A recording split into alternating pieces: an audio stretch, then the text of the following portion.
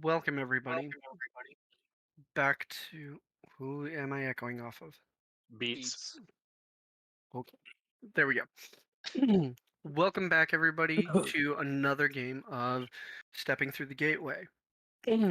Last we left off, the crew had finally decided that they had done enough damage in the living mines and come back with completely full pockets, and then headed back through the gateway, talked to Revolver a little bit, and decided that they had worn themselves almost completely out, which it was interesting that they had taken almost a full 24 hours, according to what Revolver had told them.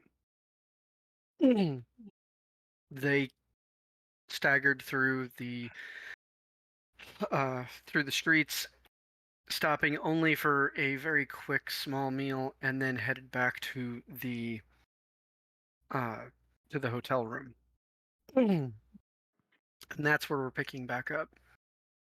We're going to leave reality behind, sink into that inky blackness, and that separates reality from fantasy. We're going to fall through the dark, through that tapestry sky that we all have fallen in love with. We're going to pass through the clouds that ignore that tapestry sky behind them. We're going to slide down through the streets, through that entryway, up those stairs, and we are going to find all of our adventurers exhausted at the top of the stair, just entering.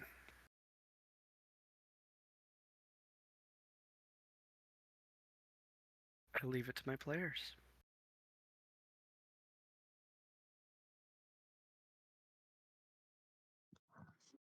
You guys will have to catch me up a little bit.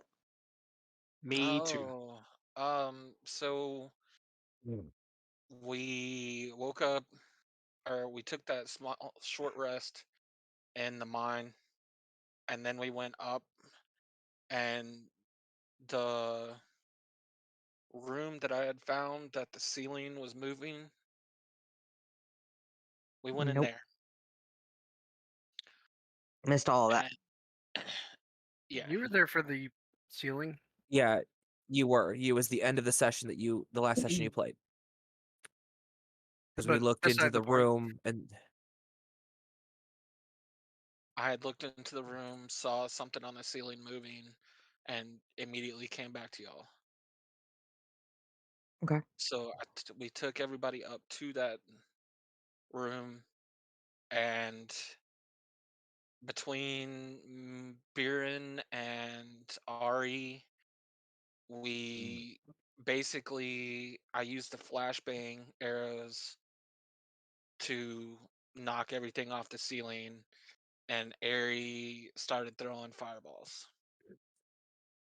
And we killed all of those things, and the shiny things that I had seen way off at the end, yeah, those decided to come play with us.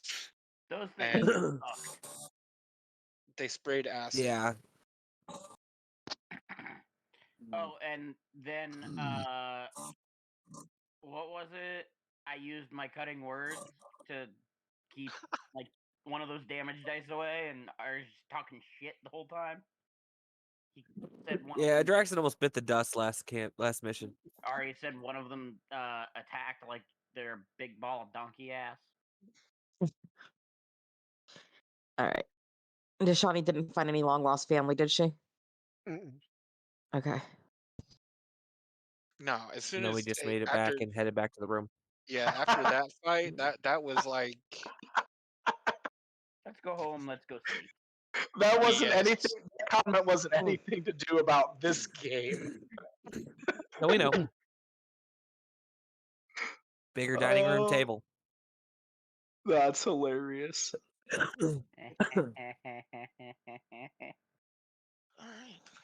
Um, Love you, Dutchy. I know. I swear we're not trying to emotionally traumatize all your characters. Yes, It's we just are. funny that Yes. like I'm every with you. single one of my characters so far has been like long lost family. Not this one. No, not yet. Keyword yet. Right. That might change tonight. Well, Who knows? technically, she adopted a new family member. That's Kind not of. long lost. But that's new. That's not long lost. That was chosen, not sprung on her. Surprise, motherfucker! You got a new daddy.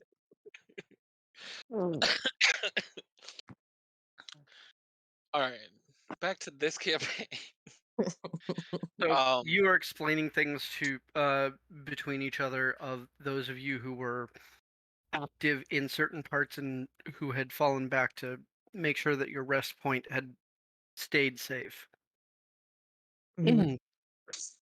As you guys had packed it in, eaten, come back to your hotel room.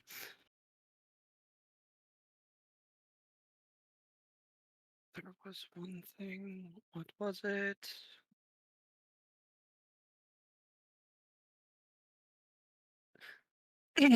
Yes. There. All of the regular things are still in here. There's one addition. There's a desk with 2 chairs at the far end of the room because several of you had brought up that maybe studying some of the things that you find is important. And this is the first time that you've entered since then. oh, so we Yeah. have a lab now You have a desk. attached. No, Oh, okay. you have a a study area. You do Well, technically research. have the thing that Lightfoot has in the corner behind a soundproof curtain. why did Let's we see have here. to give him a soundproof curtain? So his music wouldn't disturb everybody while he was doing his transferring spells into potions. Oh, that's right. I completely forgot he could do that now. So That was As an he entire enters- session. as they entered the room, I am face stepping into bed. Fuck walking. Magic. So is Dashani basically feeling all of the exhaustion at once? It is a lot of the weight of having. Think of a particularly bad camping trip. You have that level of exhaustion. It's not a level of exhaustion, it's just I need a vacation after my vacation type of thing. Okay. Oh, okay. In which case, as soon as Ra gets into the room, he just thunk onto the bed. You see the line of Baron's gear from the door to the bed.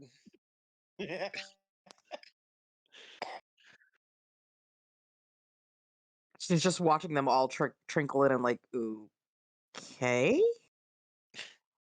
Except for as he appears, Adrax sitting in his meditative state. As as those of you who weren't part of that little adventure or had wandered back a little bit sooner, you are noticing that they are more beat than you have seen them in the entire time that you've known them.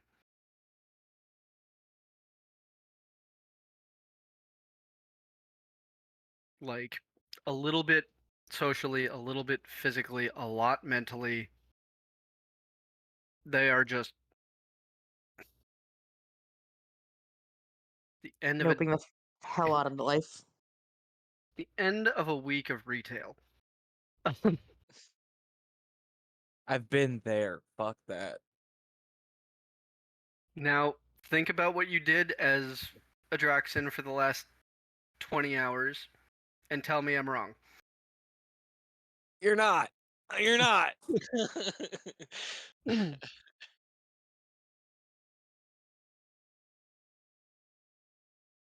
So you are in the room we I'm gonna can do my either. pre-trance meditation. Get that. Out of the Does way. anybody else There. want to do anything, or are we getting that out of the way and then fast forwarding? Balon's just going to be the time that they spent doing this. He's just going to have been in the library doing his research.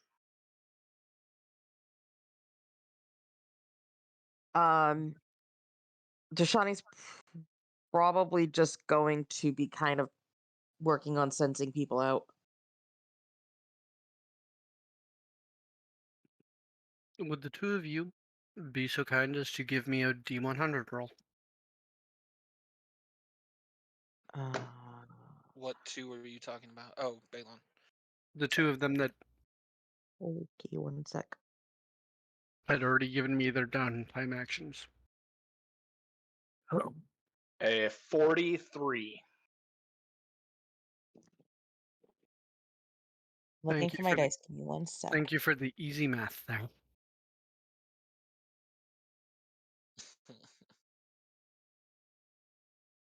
Hey, Not to be quite fair, sure.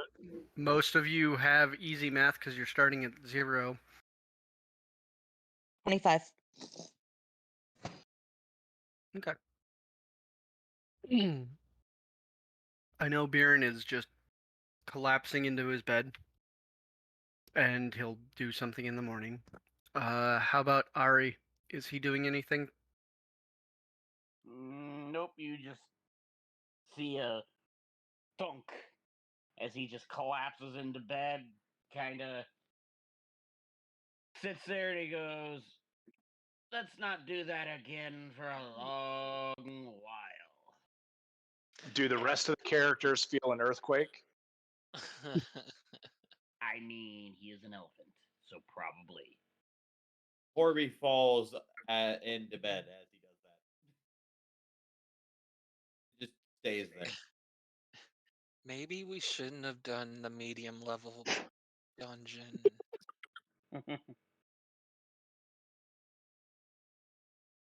Well then, But all of the as dungeons we did were super easy, so well, that wasn't really a dungeon though, that was a crypt. That one was kind of hard. Tales from the Crypt. That Yeah, was a good show. no, we don't talk about that place. so Still got Jackson, nails for that place. Mm-hmm. since you're the last one up for pre-bedtime, Horby Did you hit Horby as well? said that he just collapsed into bed, so he will Okay. do his thing in the morning. For you, you fade into that space where one by one your senses deplete, Mm-hmm. back into that lack of everything where you found that center. What is your intent?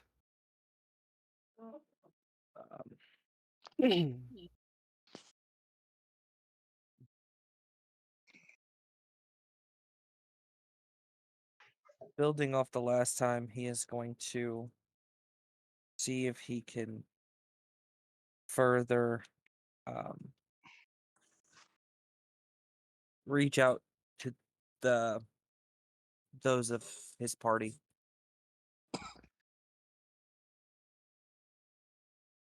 The space is given weight by way of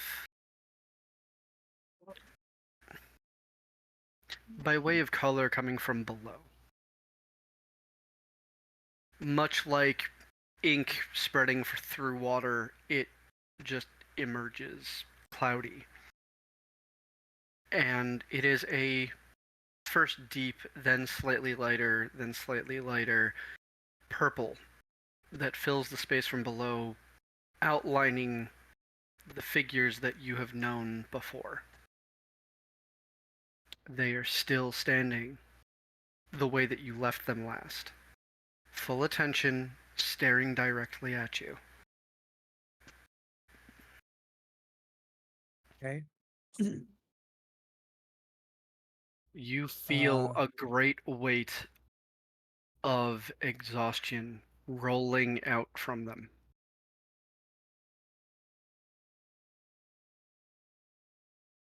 Okay. Um.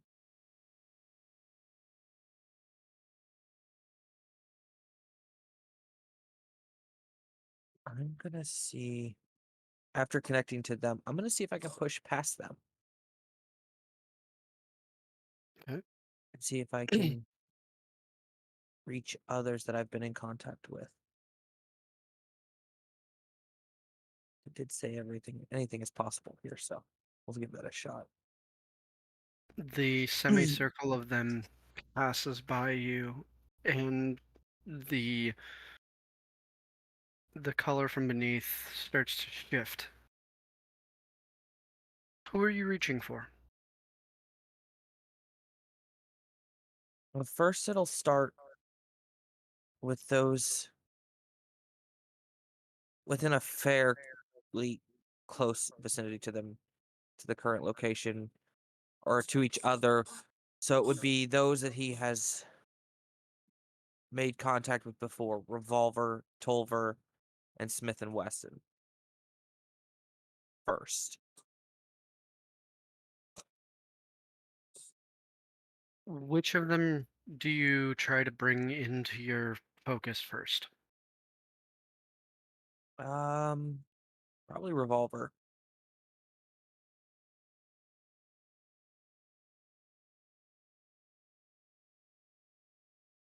It takes a while. There is a curvature of space that seems to dip down, that the cloud of color descends down.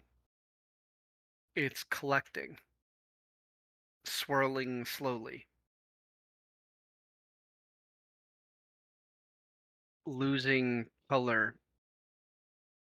drips of red popping up and turning into this wheel. At the center of this small storm of inky cloud and drops of red, you find a single golden dot that is itself enveloped in nothing.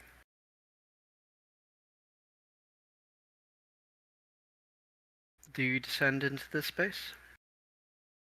Yes.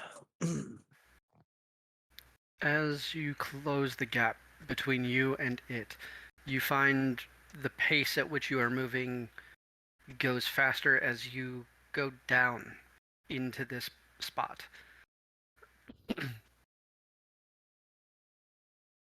You find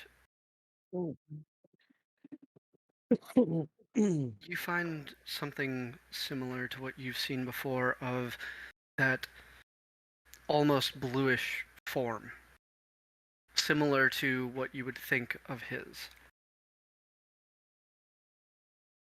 The gold has split from 1 point to 2, side by side, midway up the head. And getting close, you notice it is not that he's enveloped by nothing. There is a flat disc above him that just seems to be descending darkness, stripping away other things.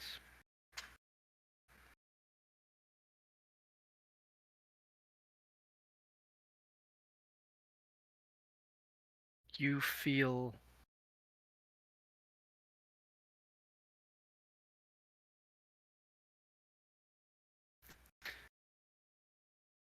the tickle of whimsy and the sharp, sharp pain of boredom.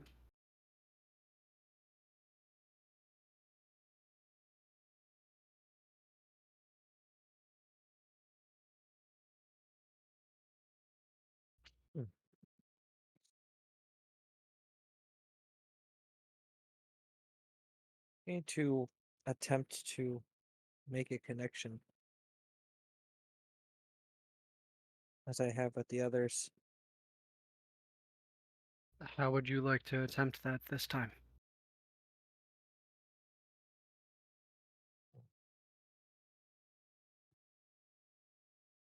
Um,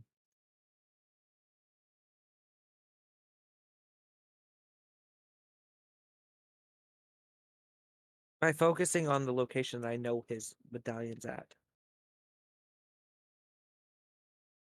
Trying to interact with that.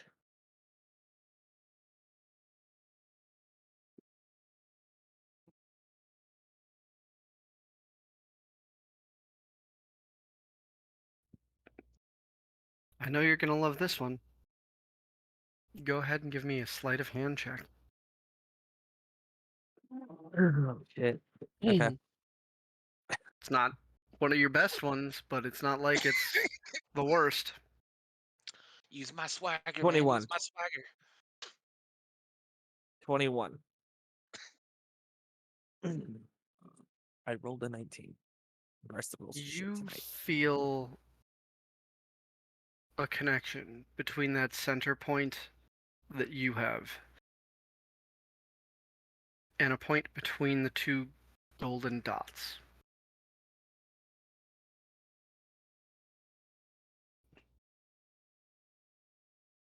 And it is an additional odd sensation. Twin sensations. A prickly cold that grips you in a way that you've never known cold. And such scalding heat that you swear that you should be patting yourself out.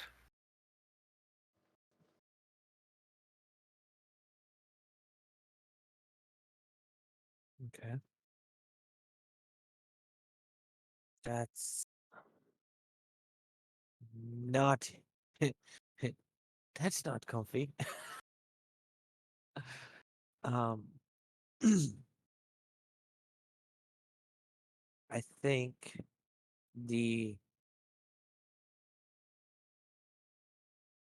effort and strain that it's taken to do this would, on top of the already present exhaustion, he now knows that it is possible to go beyond his group of friends. So he has something that he's gonna try in the next couple days, over the course of the next couple days.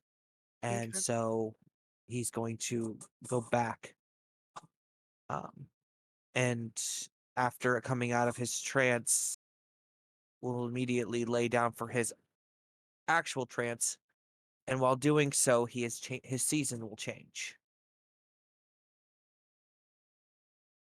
Because of the information they received yesterday, well, earlier in the day, about his grandfather running out of basic supplies and stuff like that, and that things are getting dire over there, his bolden nature shifts to a more more worried nature, and it's one of the few times that his season reflects his mood. Can I get that D100 from you? Yeah.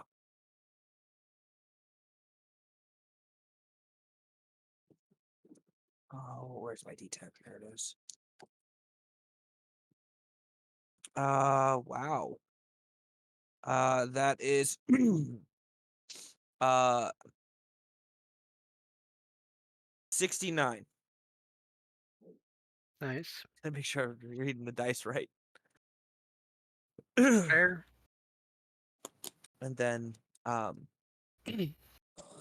so his normal tones go from the glowing orange behind his eyes, the bright orange hair, to more of a grayish hair color with almost like a light freezing like a mist from a really cold morning.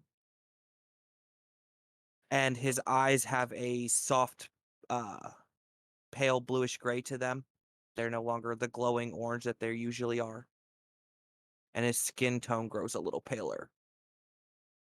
Instead of being that normal darkened tanned kind of sun-kissed color.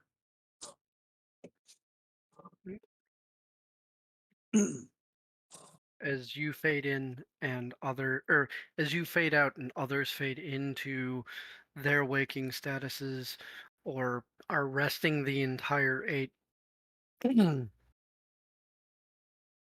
Let's get the 2 people that wake up before the other, or 1 person that wakes up before the others, and if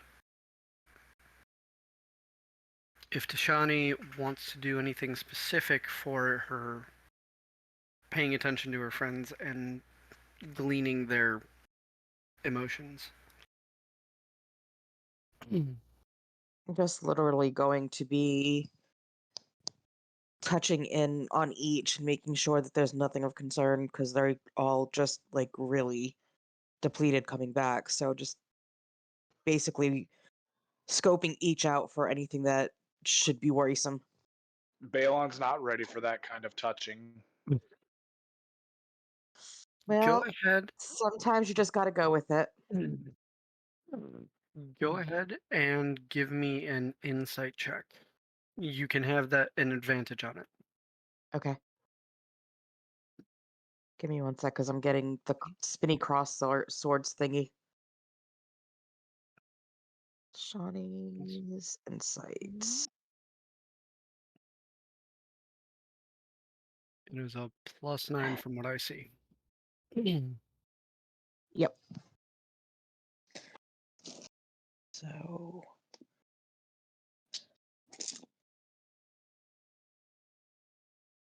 Well, I rolled 217, so I guess we're going with the 26.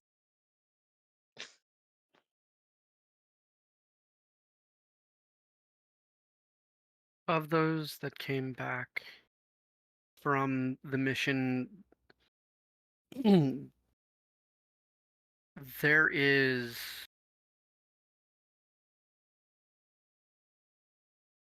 just from the day, not necessarily just from the mission, but from the day itself, it has been physically taxing. It has been severely dangerous to the point where even the most emboldened of your companions is feeling beaten down. Mm-hmm. And beyond that, there is a slight sense of worry, especially in the ones that especially in Adraxan. Biren has less worry than you're used to him having. He's still worried, but he's more exhausted than worried for once.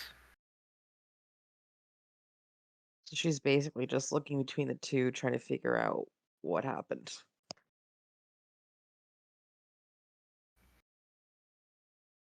Why did one get better? Why did one get worse? Horby looks content with his part in things as he rests. It's like a farmhand resting at the end of a day, knowing they did a good day's hard work. Are you just saying that because he's a bull? No, I actually said it that way because I just saw him sit back and it was the thing that came to mind.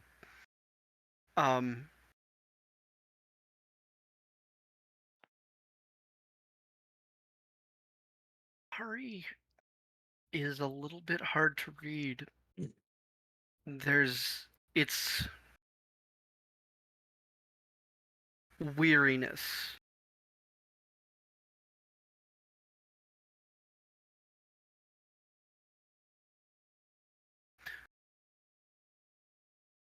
It's not that he was physically pushing himself.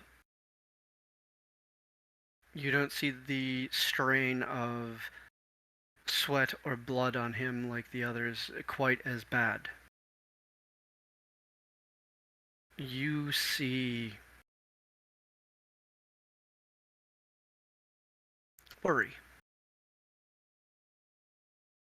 There is something that's just beyond reach of what could be bothering him aside from what should bother anybody from going into a combat situation.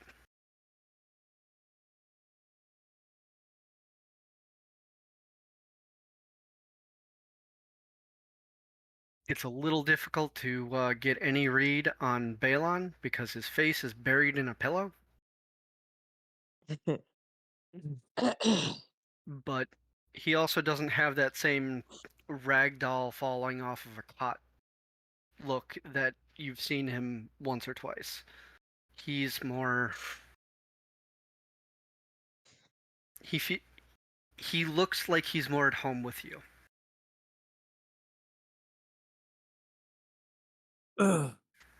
Okay. That's what you get out of this display of The group. your current group. She's going to put some focus on Adraxin and Baron just because their emotions are outside of what their norm is.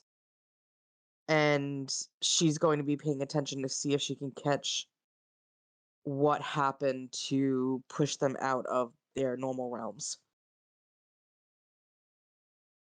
While they're at rest, you don't get very much from that. But maybe you'll get some more gleaning when you talk to them in the morning. Speaking of that, Biren, Yep. you come out of your trance. Or was it such a deep physical beating that you just wanted to actually pass out again? No, no, he tranced. Because even though the battle was really tough on him, he still, I mean, he still didn't really get hit. It was just a long day.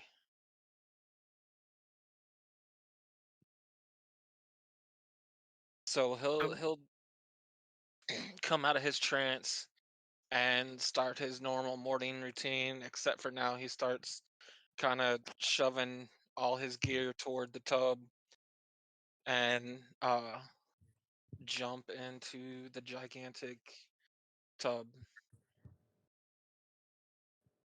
and take his morning bath and start going over his gear, checking everything, making sure that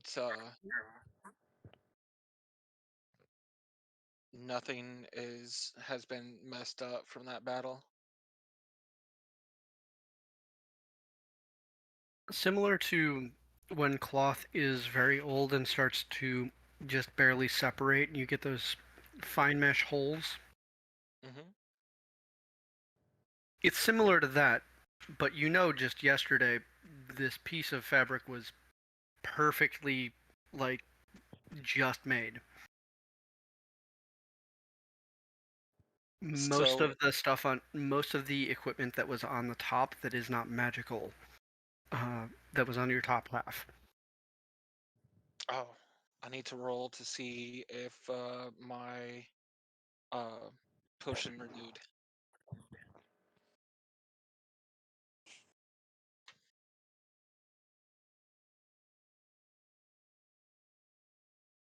I rolled a 2.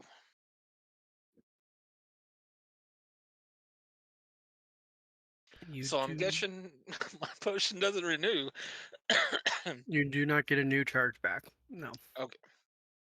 But I will go ahead and use a charge to uh fix the shirt. Okay. over the course of you scrubbing it in, by the time you bring your hand away, the holes are missing. The fabric is renewed. And that's what I love about this potion. Well, that and the fact that it gave me some beautiful items. Listen, Um, when magic items are out of repair for so long, they lose everything. all right. But everything else looks good. Everything else looks perfectly serviceable. Your weapons are. They have an acrid scent until you dip them in the water and come back out. You may need to like polish them afterward, but aside from that, most of your equipment is either magical or was not on your top half. All right. You go over your bag of holding 2 or 3 times, making sure that not a single stitch is out of place, but given the hour and a half, 2 hours, depending upon how long you wanted to take, you go through each piece. Yeah. All right. I'll go ahead and finish my bath and hop out and get ready for the day. Okay. Go ahead and give me your D100. Let's try some different 10-sided dice this time.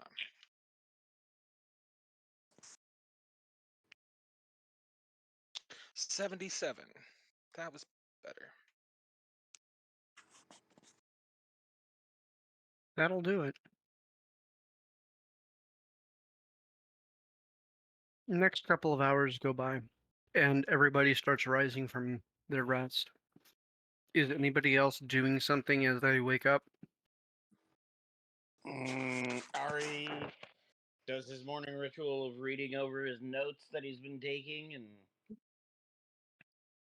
absorbing as much of the knowledge that he's gleaned from the others and everything that's happened as he can.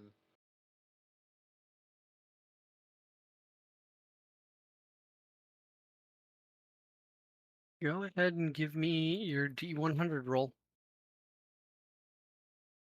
Okay. Basic Okay. basic studying is pretty straightforward. The hundo 42.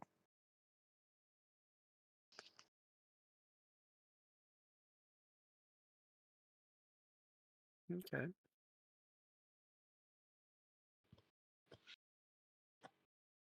Horby, how about you? Waking up.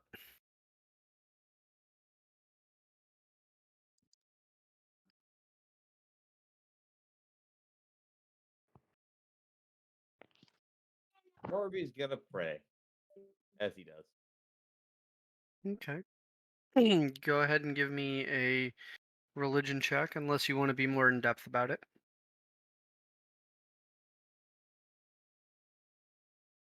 We lost Ty, by the way. I am He will sure be- he will be back.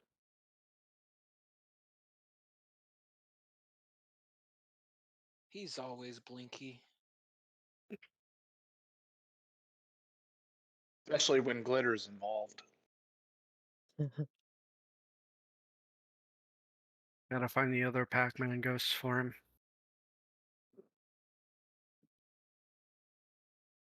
Waka waka waka waka. There we go. What the hell? All right, that is a 21 for the religion check.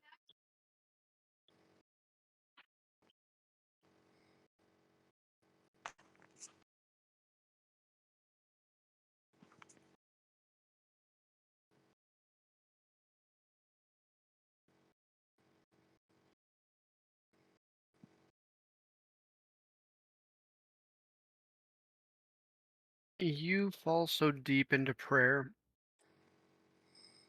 that the rest of your companions fall away. You're not taking in what they are doing in the morning hour that you first wake. You drift through requests for others, what you've personally seen in the past couple of days, the toll that the tasks your companions are going through are weighing on them.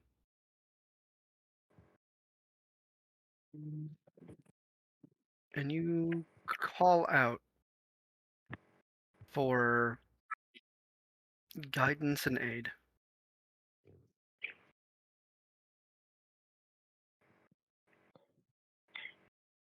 Hey, Dutchy, Mm-hmm. can I ask you to just give him a whisper? 3 sentences for Mel. Let me think.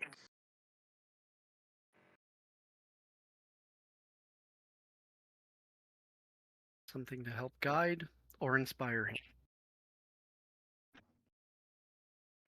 So he will hear from Mel. Continue to strengthen your faith.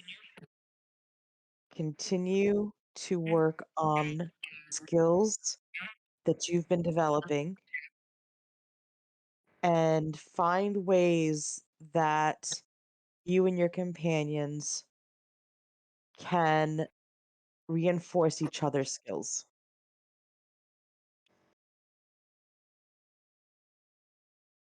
In a whispered tone, like Horby may not remember this exact thing, but at the same tone of a mother whispering advice before shooing you out the door, right into your ear.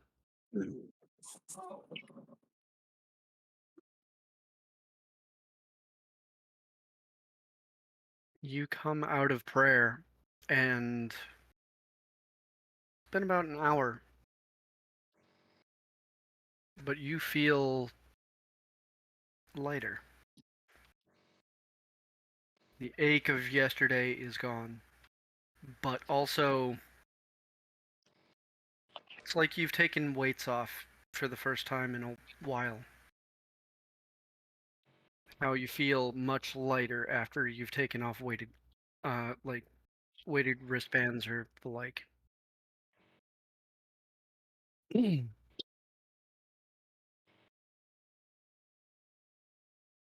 With that, go ahead and roll me that D100 for your rest.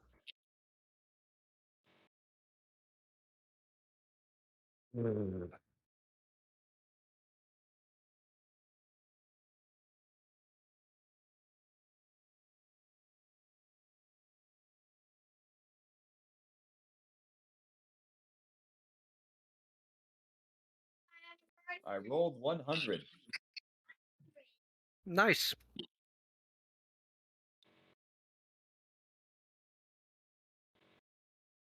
As I said, you feel much lighter.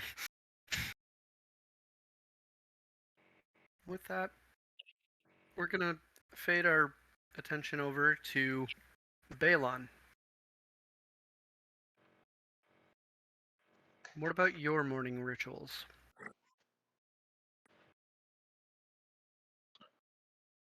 Well, Balon normally eats a rather light breakfast. And if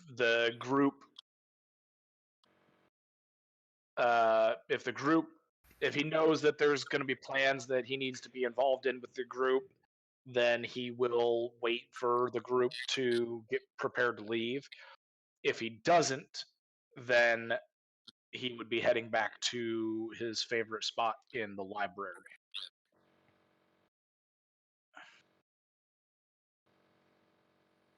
One moment. So you actually see that your group is murmuring and moving about this morning around the same time you are. So you believe that they're probably going to be doing something with you. Is there anything Okay. that you would particularly do this morning before engaging? Would I would I before that, but would I notice the look of them being worn down or anything? Go ahead and give me a an insight check. And considering how everybody came in last night, go ahead and give me advantage. Okay, I'm so glad you said advantage because I just rolled it and it was a nat 1. The second roll wasn't much better. Natural 8 for a total of 12. You don't notice shit. Hey, Ty, can you mute? I was fixing to say the same thing. I'm confused. I'm not even making noise. We're getting background noise from your mic. It's some kind of feedback. Yeah. So you don't get a lot. You get that Adraxon is a lot more worried than he was the last time you saw him waking up. And you notice that Biren, while he's still skittish, is more emboldened. That is simple enough to spot. You see a lazy grin on Horby, who seems content. Deshani is looking about in a similar vein to what you're doing right now, trying to suss out how the others feel without bothering them directly. Ari is fervently flipping pages, looking through his notes from the past couple of days, what these people are like, and how they affect the world around them, and what worlds they step into from this place. You see the empty nest of Cap. You've seen him flit in and out, but he hasn't been with the group or with you for the past couple of days. And, well, it's kind of hard to tell what Lightfoot is up to because he's behind that sheet again.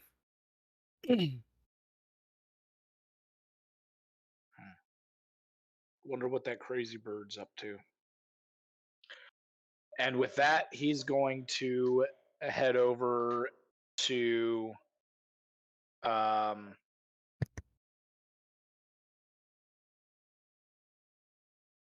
wow, I am completely drawing a blank on the furbolgs that we normally go to for our equipment.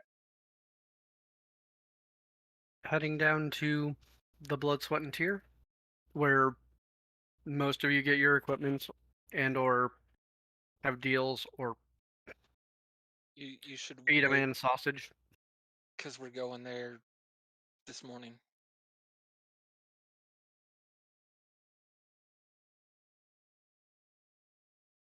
Well, I kind of already said that I was heading there. So you guys see Balon get up after his light breakfast and begin making his way towards the door. Where are you We going? open it up. Everybody Oh. is available here. What was that, Serb? Where are you going? Oh, Balon looks over his shoulder and goes, "Oh, well, I figured we had a mission we were getting ready to go on, so was gonna make my way down to down to our favorite place and gear up. If you wait a few minutes, we're all gonna be heading that way, and we have the cold room full of materials and stuff for them. Oh, perfect. And there's a shit ton of black mithril. Ooh. It's not just black Hmm. mithril. It's not just no. Well, we got a shit ton of black mithril, but we also got some of that other Mm-hmm. crazy metal too. And this time I'm getting more of those flashbang arrows because those came in very handy. Black mithril piques my interest. I I decide to forget what hang. the other stuff was at. I decide to hang up or hang back before heading out. You all gather, get your morning routines out of the way. So you're about to say something, Yeah, Jackson? Yeah. Did you have him roll? I did not. If you would be so kind as to roll your D100. Who is you? You. You. You are the only one that has What do not you- had it yet. What do you mean by you? Sorry. You are you. I am me. Wow. Nice. A 99. On D&D Beyond, damn. D&D Beyond. Yeah. I bet if I rolled a D100 on D&D Beyond right now, it would probably be lower than 50. Probably lower than 30. I mean, I hit a 25, so, but that was on my dice. It's that kind of day. I rolled a 2 on my potion coming back, like restoring a charge. Yeah. 2 on a D100. But So, as he wakes from his trance is when the changes that I mentioned earlier take effect. And he kind of just slides off his bed, sits there for a moment. His Why are you blue?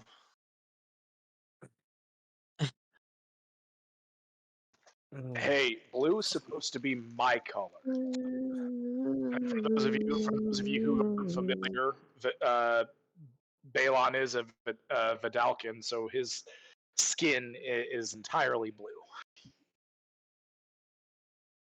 he just glances at Biren, doesn't really pay the comment any mind, and ties a portion of his hair back, and then stands up and starts putting on his armor and stuff for the day. Completely foregoing his usual routine. Are we going for breakfast first, or are we going straight to... I'd rather go straight to.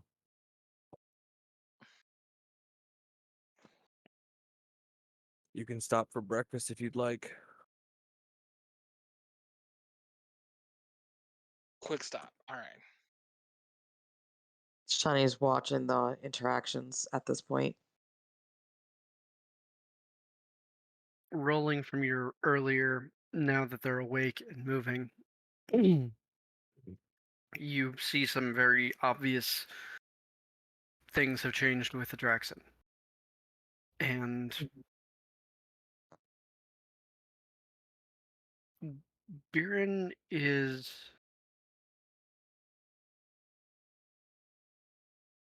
it's not that he's any less anything that he was before. But like a teenage kid that's finally given confidence, they've got another hand on the wheel finally. Another hand on which wheel? The wheel that controls your own Oh. life?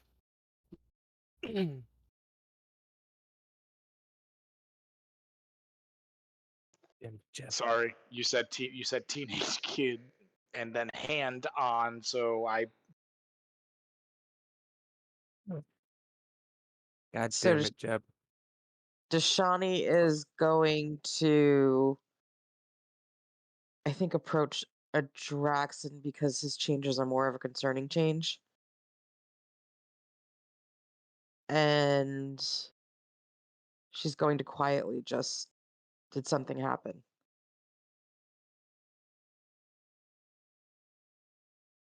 He takes a very noticeable deep breath before an exhale. New information. It's not the greatest. We really don't have time to dilly-dally too much longer. I Do gotta we need get Do we need to go? soon, but urgent preparations have to be made. I have to stop by the pit today to gain access to the highway. We all have to stop at the pit. Well, that is your choice if you follow me or not, but I'm going one way or another. Well, for any of us to gain entrance to the highway, we have to go to the pit first. So if we want to go to the highway, we all need to go to the pit. what's the highway and what's the pit? The pit is very much like a central governing area. All the big wigs and heads of the clans and families and organizations meet up down there to make rules and laws that govern the gateway and their respected areas outside of it, from what I understand. And the highway is the tech side of the gateway that we haven't experienced yet.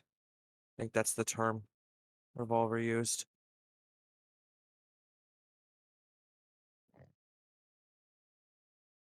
But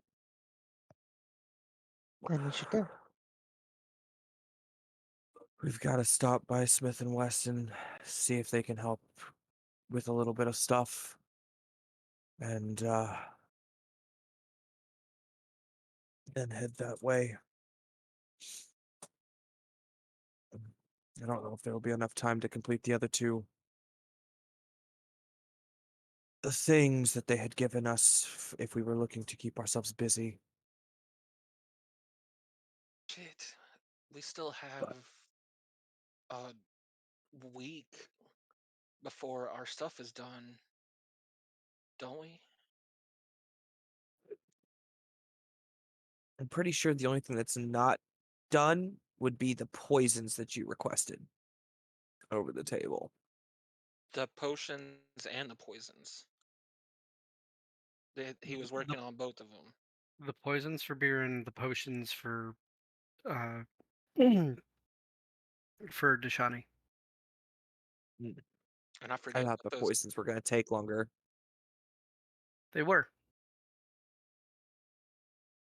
Oh.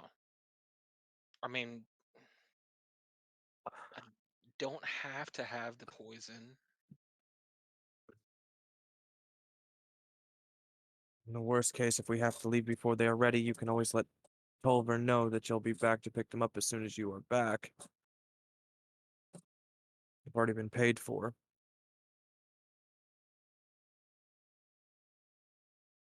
Yeah, he'll hold them for us.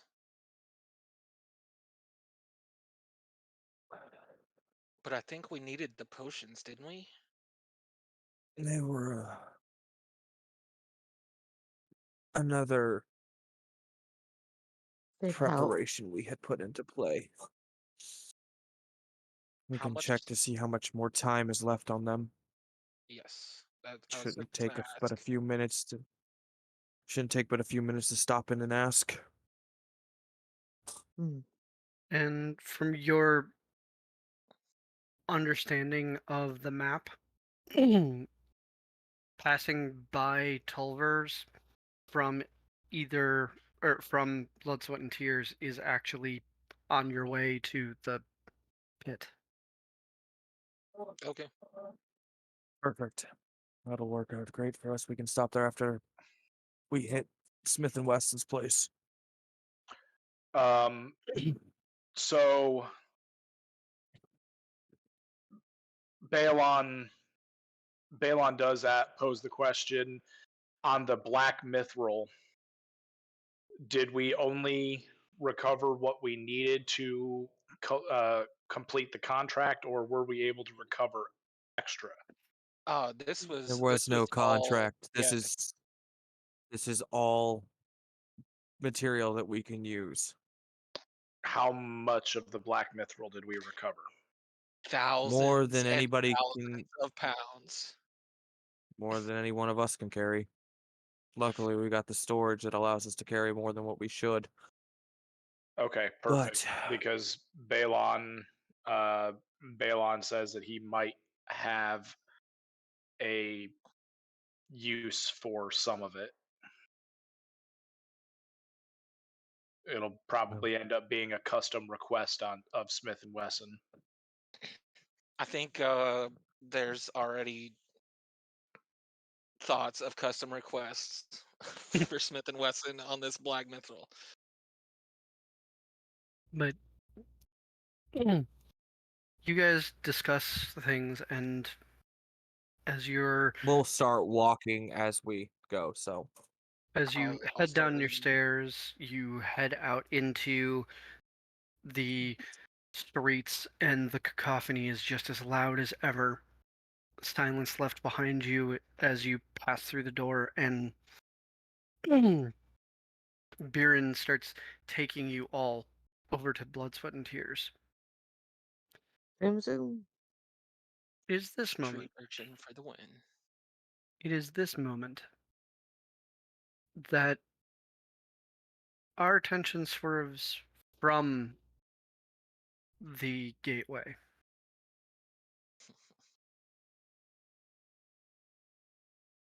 There is a Goliath sitting across a fire from a large lizard-like bird creature. They're both eating little bits of meat.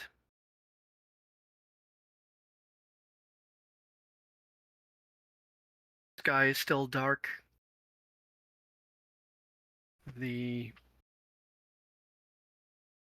firelight is bouncing shadows off into a thin wooded area on one side and a rock on the other, and a plain that they kind of all just dance out into the dark. If Mr. Beats would feel free to describe his character as we start things.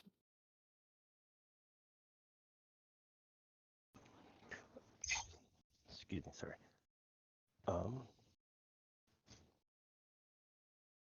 He sits there staring at his hands and the bruises on them from falling off the cliff, trying to gain his composure there in the darkness in an area that he is not acquainted with. He adjusts the padding on his shoulder, on his left shoulder, so that it's more snug, as he could feel it was loosening from the tumble.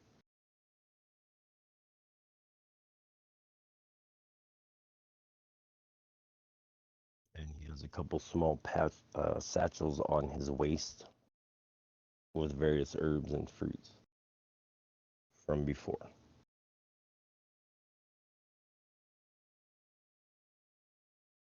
At this point, does he start off with his axes? Yes. Okay, so then he will be also using the light as he uses some of the oils from the carcass to clean the blades of his dual axes.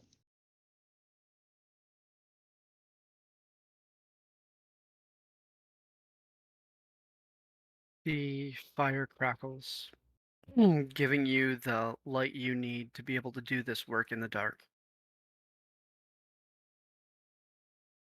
The air is crisp. You are not sure if it's cloud cover or the fact that you're still close to that cliff and to the sparse woods that are nearby that is blocking out most of the stars above you. Your little companion is not really all that plussed with what's above. They're very intent with the hunk of warmed meat that you have supplied them. The fire crackles. Go ahead and give me a perception check.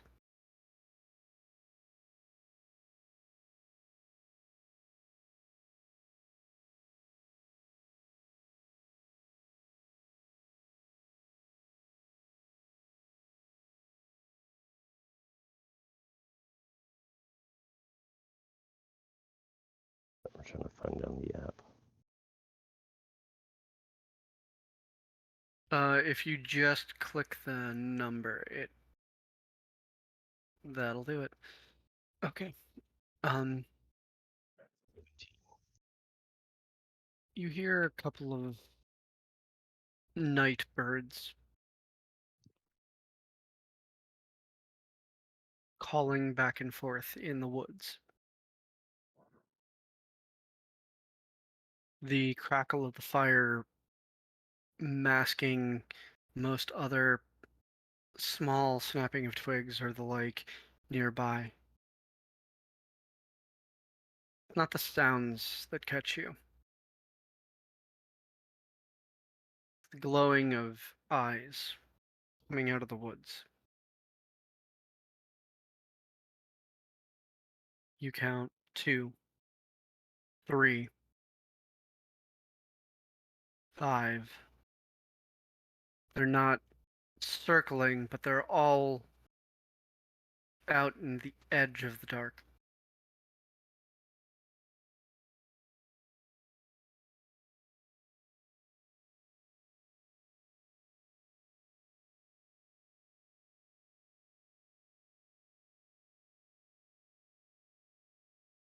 You're not sure.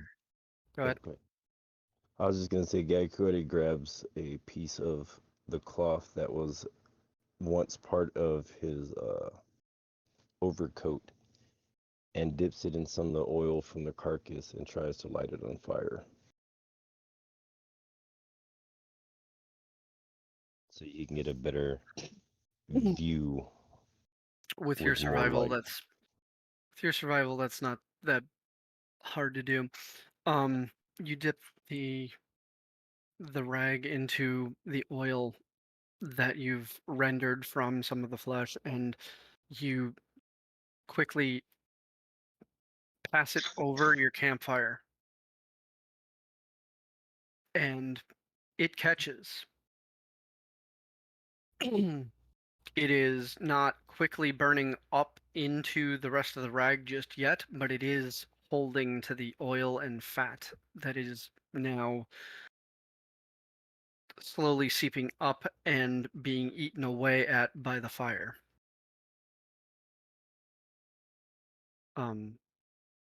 Right next to the fire, it doesn't seem to add any extra light, as that is a much larger source of light.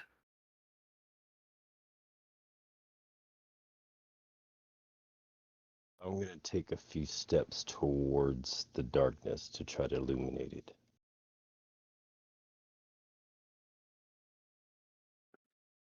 Taking some steps away from the fire itself, a little lump of light cascades out from the halo of light from the campfire itself.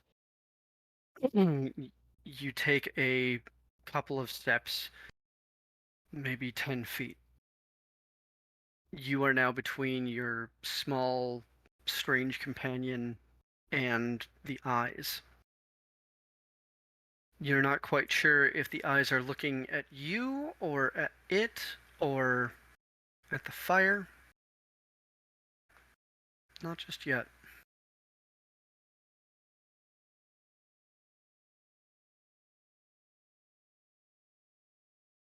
Gaikyard is going to take a defensive stance and call for his companion Squawk to climb up on his shoulder. Go ahead and give me the animal handling.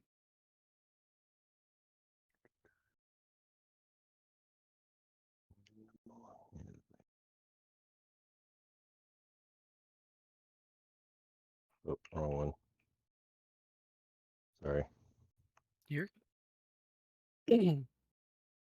24. Excellent.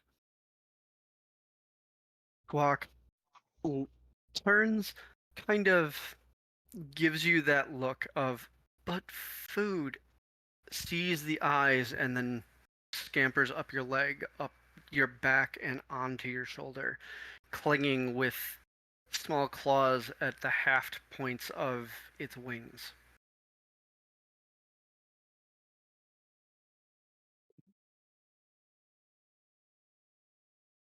Go ahead and give me a With- perception check while you're at it.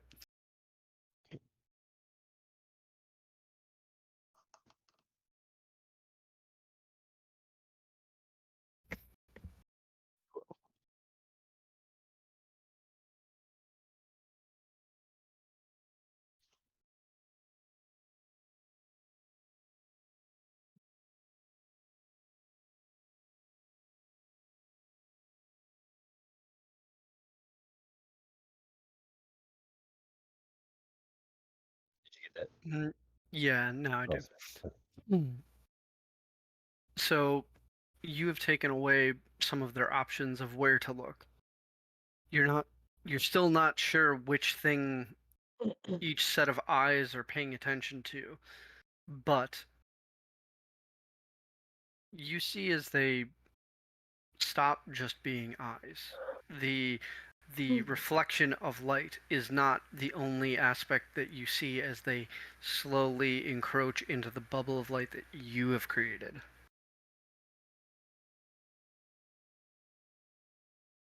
These are large creatures, quadrupedal, long snouts. There is fog coming out of their eyes, their nose, their mouth, their ears.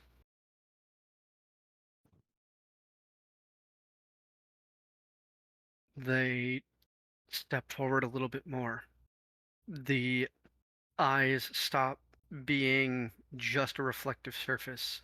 You see dark where the reflection was just a moment ago. Take another step forward, and they've started making a semicircle, pivoting on the center of these 5 creatures. They get to the point where they are all about even space away from you, maybe about 10 feet out. You've seen plenty of wolves in your day. These look mangy, hungry. The fur is barely latching to their skin barely holding to their bones. The fog coming out of the different holes in their head is thickening as they get closer. But you notice no sound from them.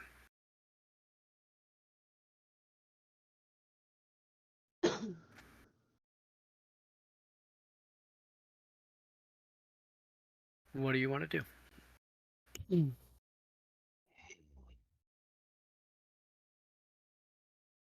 Being that I've always taken my problems head on, I'm going to scream at them to see what type of reaction I get. Go ahead and give me an intimidation check. With the fire at your back, go ahead and do it at advantage. Oh, at advantage? Okay.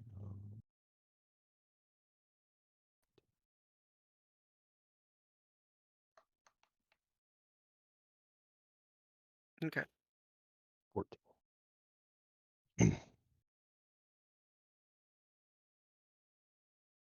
Well, you got the 18 before it, so we go with the higher of the two for advantage.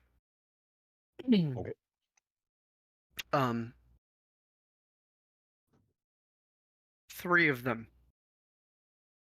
The 2 on the right side and one of the and the far one on the left. Stop and back up.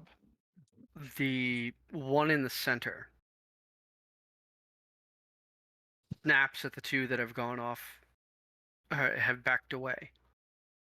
The one off to his left just kind of growls at the one that backed off on the left. But they don't turn and go to affect them. They refocus. Hunger is in their eyes. The other 3 are meek, maybe too weak for the hunt. But you are a lot of flesh that could feed all of them. And the one at the front lunges. I will Yeah. be right back, guys. Okay. And see you in a minute.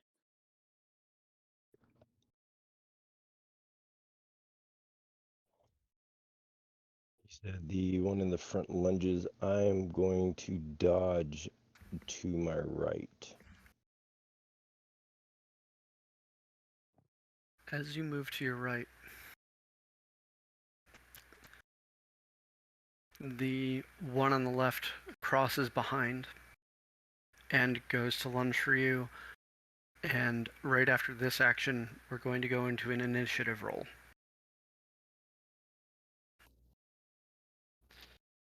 Neither one of them hit.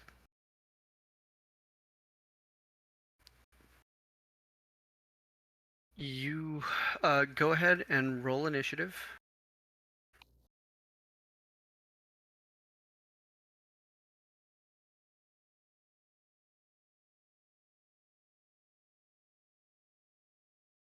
$24. Very nice. You get first action. And actually also roll for your companion.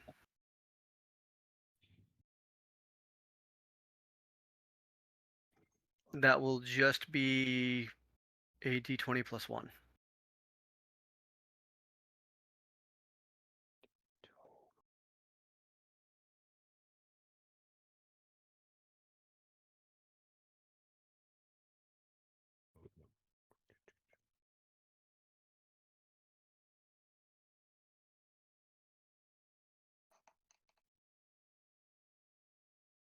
Okay. You are up first.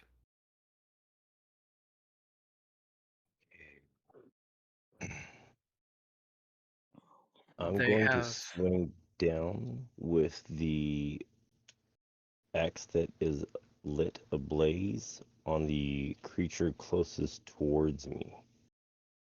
And because I have dual weapons, I can swing the other one upwards at the same creature.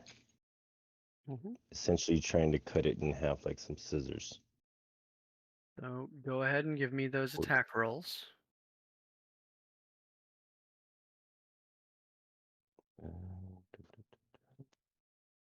And are you requesting your companion to help at all?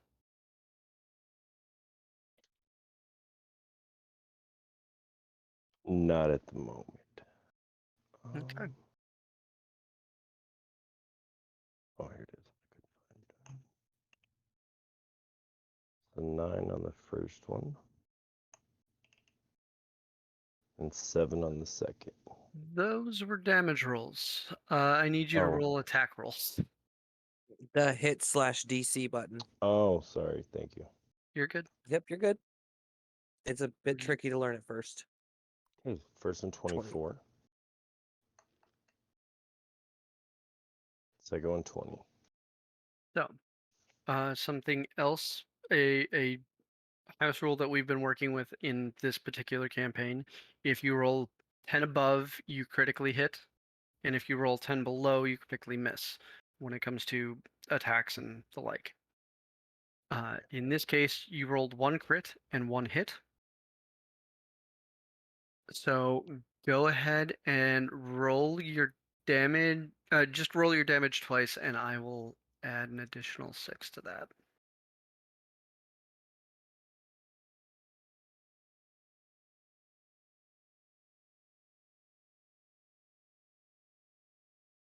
Okay, so 17. That is 23. The one that had driven behind the one that had been in the center was closer. As it started recovering and was getting ready to square up and attack you directly, your first axe came down into the back of its shoulders, and your second one came up just under the jowls, and it didn't quite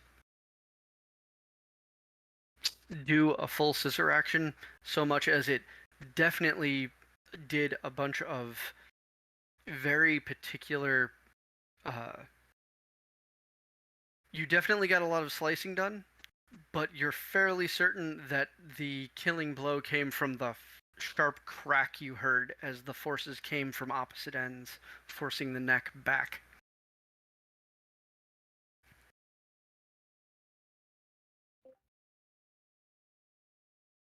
That is your turn.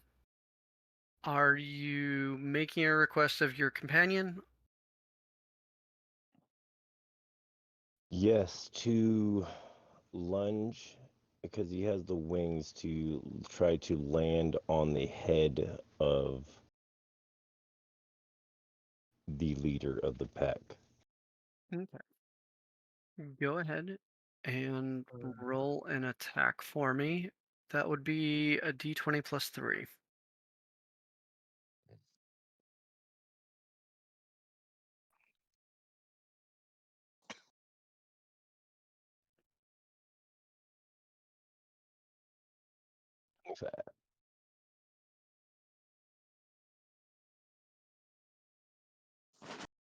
He lunges, coasts down from your shoulder, down onto the face of this creature, and you hear a rasping hiss before a yelp.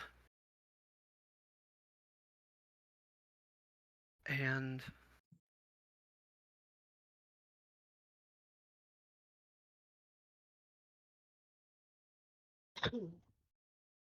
the mangy creature kind of tightens up in its space. It doesn't get to do anything. It has to try and make the save again. Makes the save.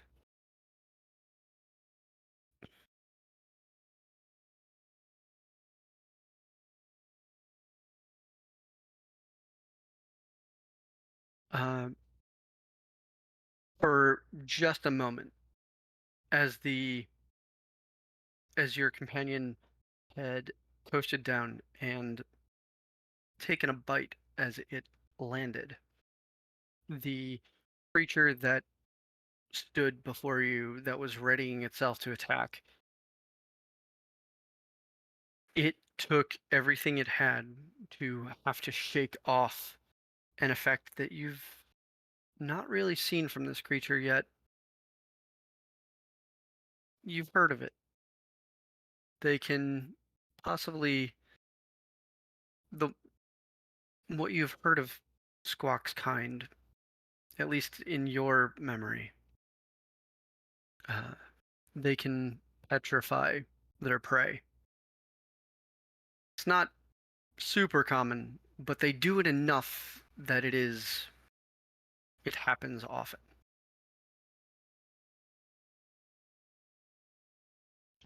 The attacking alpha does not get a turn. Let me see if the other three do anything. And the three that are off to the edges see that you slew one of their pack in a mere moment. and they take off running. It is back to the top.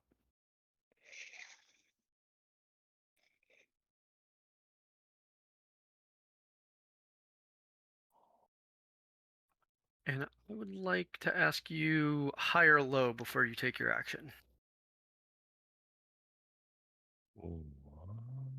High, Okay. because I usually am.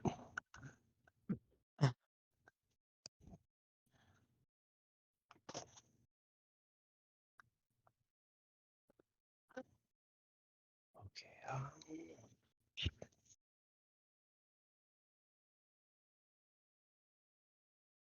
With the size of the creatures, am I able to grapple? They are large, so it is possible. You can make an attempt at grappling, but it is not like they are just the size of a wolf. Imagine if they were just slightly smaller than the size of a horse.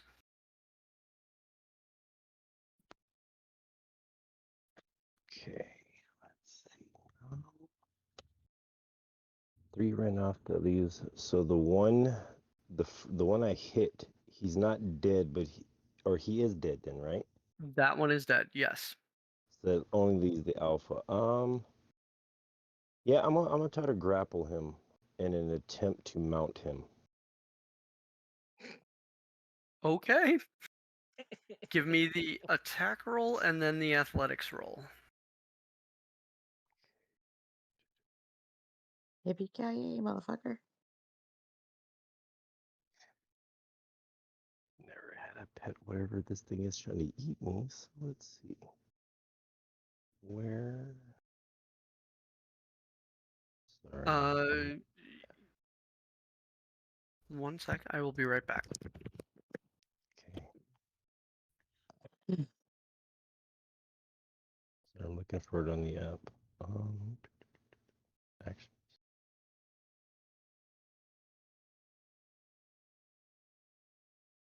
I'm sorry, which roll was it? If you're making an attack roll for a grapple, it'd probably just be an unarmed strike. Okay, that's what I was looking for. Grapple.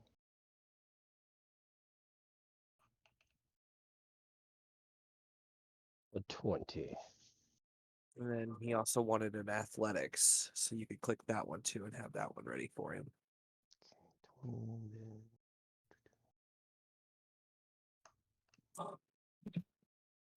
10. Sorry about that. I am back. Oh, good.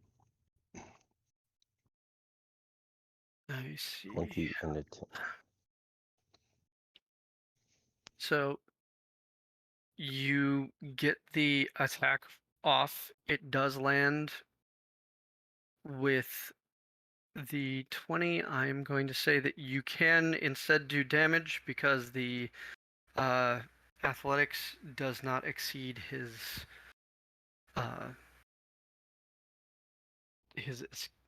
attempt at escaping.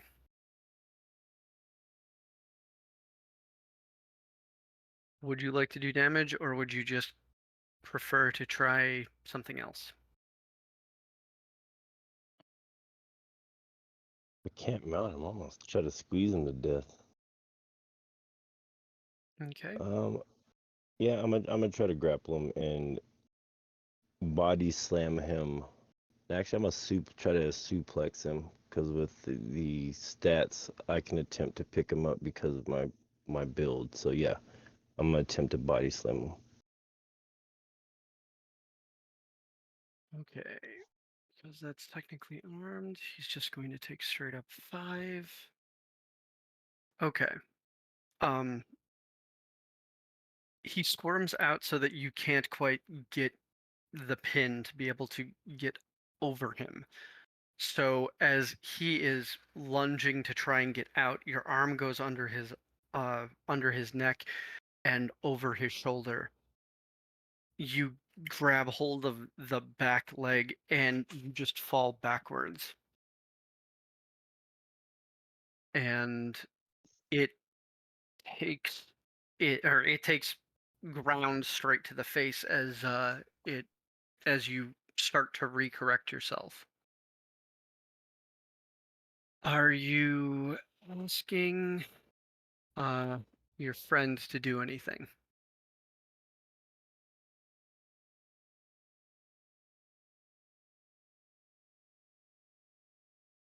No.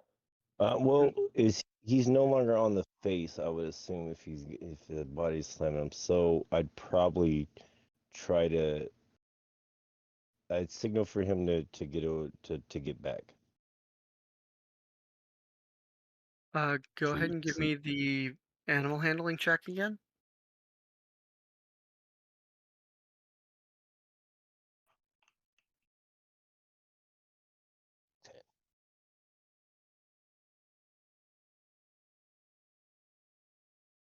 Your companion is not stupid. The instincts are taking over of it. My bite didn't take. My companion is asking me to retreat and regroup. He doesn't go off into the dark where he saw the others go. He scampers up your leg and back onto perch on your shoulder. It is it is that creature's turn. I'm going to ask you high or low. Low.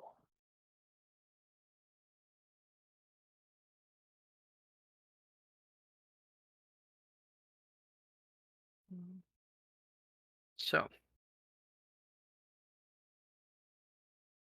a couple of things happen in a flurry of movement. First, the creature backs up so that they can get a good lunge. As they have rolled to their feet again, they back up. You have put them behind you, and they are backing up, not thinking of their surroundings. There's a fire right behind them.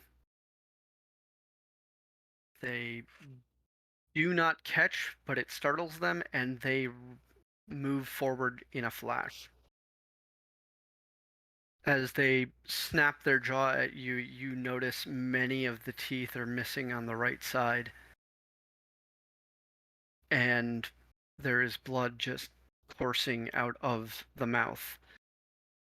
That's not stopping this hungry beast as it lunges and it goes to bite.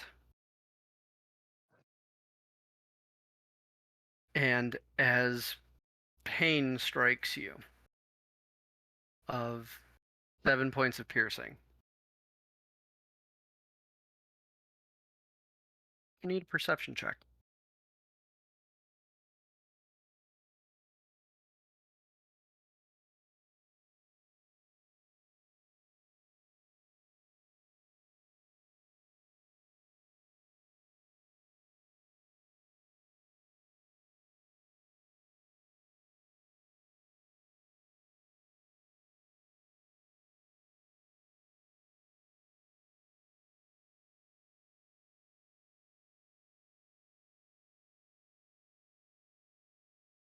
What's that under? Your perception is a +4, so It's under the skills. Just click the little box next to it. Oh my god, I didn't see it in there. I missed it. Sorry. Oh, Okay. jeez, 5. as you Oh, feel no. the pain and you stumble back just a step, you are more focused on this beast than you are on your surroundings. You don't notice something. It is the top of the order. It is you again.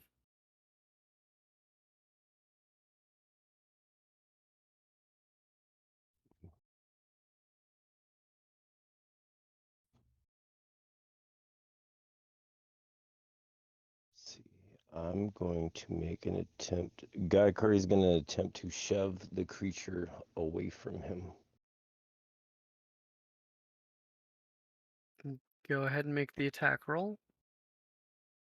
All you have to do is land the hit, and it will be a push.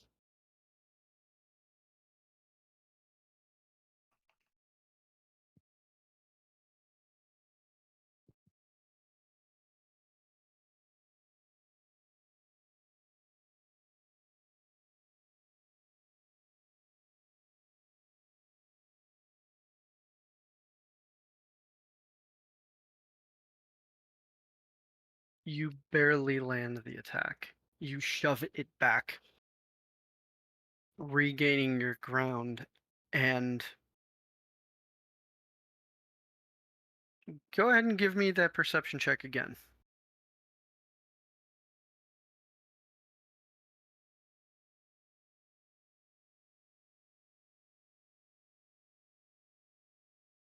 Kobe. Something is definitely off. You shove him back, and this wolf-like creature slams into something. Cha-cha-cha. You could have swore there was a fire behind it a moment ago. It slams into something hard. You hear a creak, and then just a cascade of metal objects fall over it.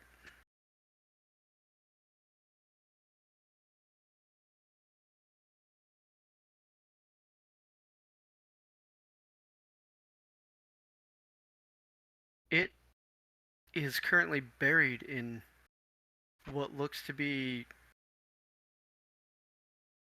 a rack of swords.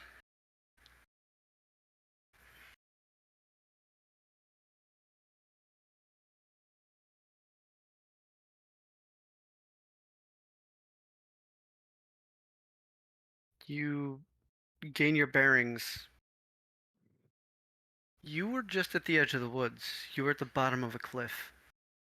You are amongst piles of items in a room. There's a ceiling here.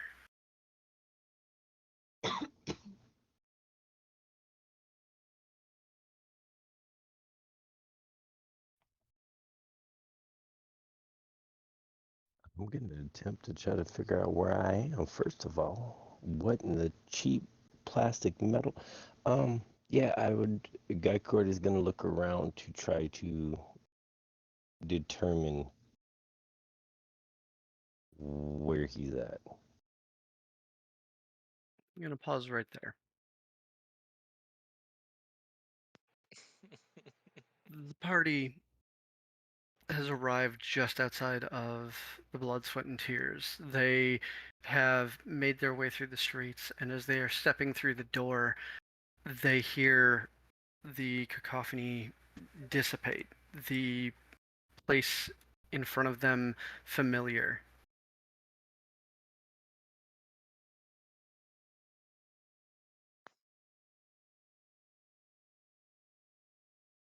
The right side of the shop just slightly lower than the left.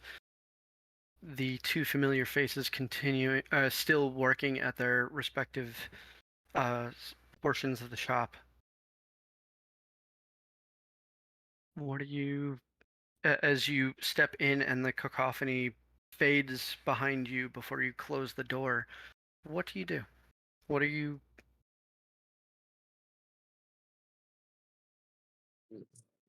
Baron will immediately go to the wall and start drawing the door. We're gonna need this.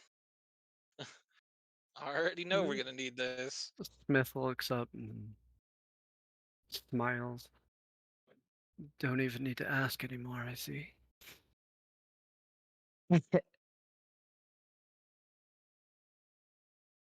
Smith, those flashbang arrows are the greatest thing ever. I don't even do any damage. Well, if you're hanging on to the ceiling, when one goes off, you tend to fall. It's a niche use, but I see what you mean.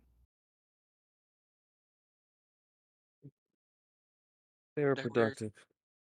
Tormy, did we end up getting the arrowheads already?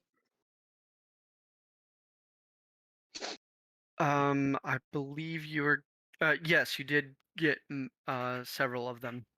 Okay. If you wanted to go back and get more, he did still have many in stock. So Shawnee's gonna check in with the group. Should we get some more of the arrowheads?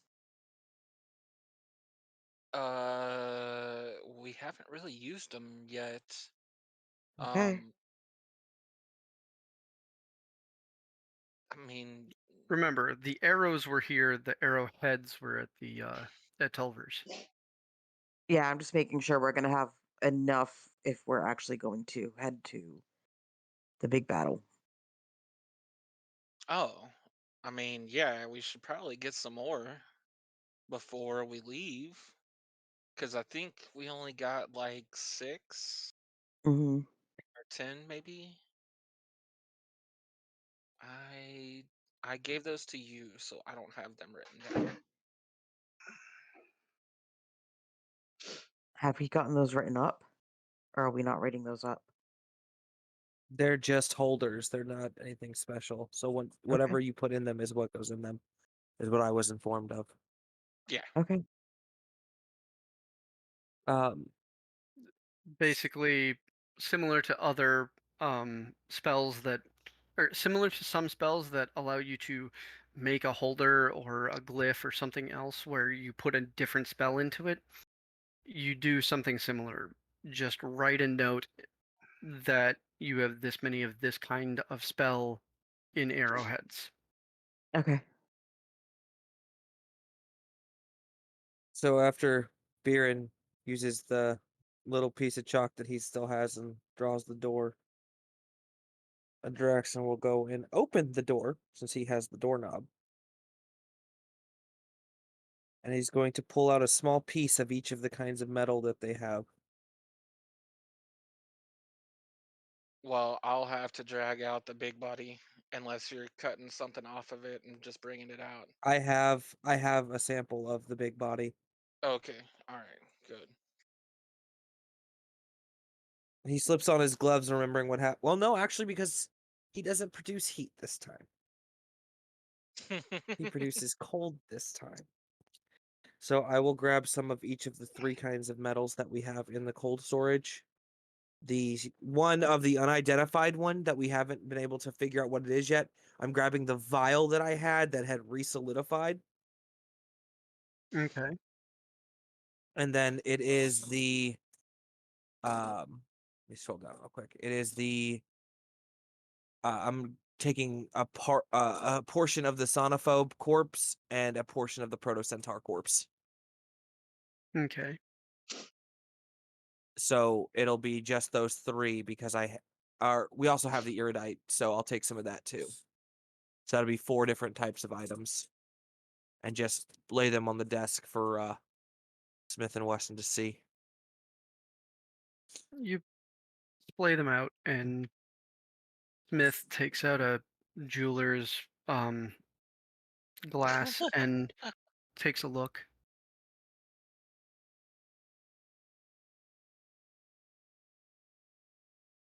And you're gonna love some of the stuff they found.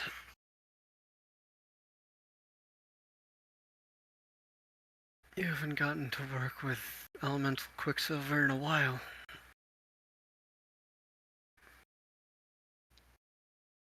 Is that what's in the jar there? Yeah, he picks up the vial. The vial is pretty much useless at this point, but yes, this stuff can be used for a lot of different enchanting physical works. Hell, it's useful up on the highway. You could probably sell it for a pretty penny on the docks. There's plenty you could use it for. It's a good thing that we picked up all those chunks. The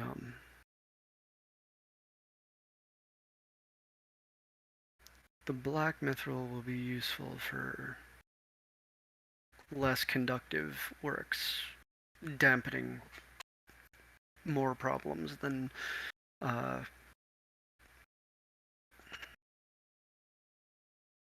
it'll be good for armors and simple weapons, but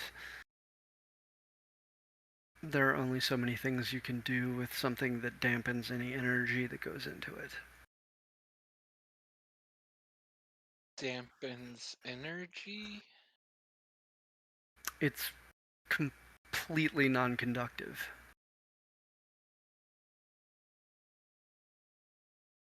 This is the elemental quicksilver. No, black mithril. That is the black mithril. I haven't seen proto-adamantine in a while. He picks up the chunk and cradles it with respect to the weight and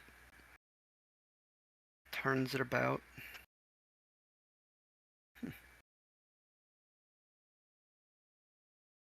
This you could also trade just about anywhere with any craftsman worth working with the material at least. I wouldn't take it to the alley. You don't, or I wouldn't take it to the court. Nobody there will really be using something that's so hard to use without ridiculous amounts of heat or magic, and it's certainly not something you eat, so he puts that down. I'll be damned. And as he picks up the iridite crystalline glass, he goes to hold it up. You hear a crash from behind. Biren jumps up on to the counter and has a bow on his arrow quickly. An arrow on his bow. Yes, that's what I said.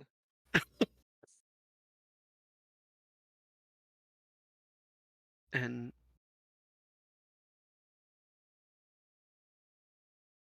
there's movement somewhere behind Smith. And you've seen Smith move. He's not a smooth. He lumbers where he goes. He rolls out of his chair over the separating barrier between his side and the forge area. And he still has the piece of glass in his hand, but he pops up with this teeny tiny wand.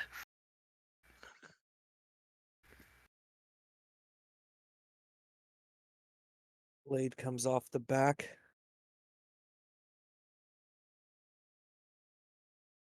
Was the crash in this room or a room adjacent? You've never seen another room in this. You've only ever seen one of the proprietors go further into the back and come back to the front out of darkness and large piles of things. You've even seen some of the piles get pushed around to find the particular thing they've been looking for. I'm gonna You- step You've never heard towards a the sound. crash that they didn't cause. Okay, I'm gonna step towards the sound to about a 20-foot range to where that sound came from. The blade is going to start to frost over as he extends it 20 feet towards where the sound came from. Who's there? Swift feet, you hear someone say, "Who's there?"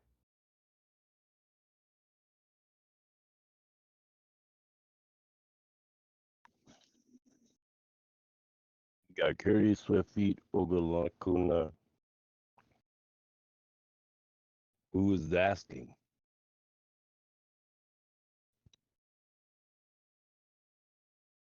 I'm going to sense out hostility or anything that, like, I'm basically just trying to feel out Uh, emotions in the room. Go ahead and give me a insight check. Someone who's curious as to why you happen to be in the back of a acquaintance's shop of ours. 24.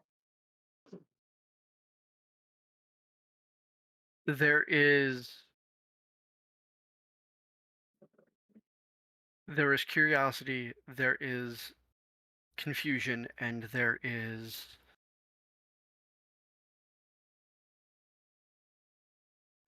still a fight or flight response alive in the person back there. There are another two sources of fight or flight. One that is right on him, and one that is nearby.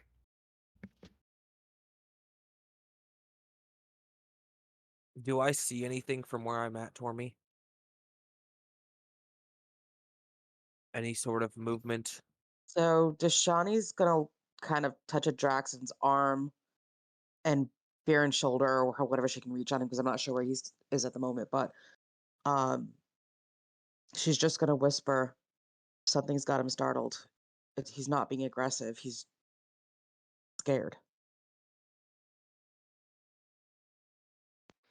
You see something tall rising to a full stature that was speaking, that is about the same height as Smith.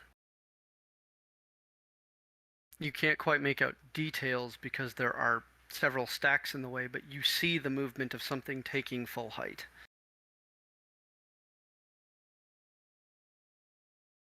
And then you see something smaller that is kind of like has weird bobbing motions off the side of it. I'm gonna As slowly head towards the area. as the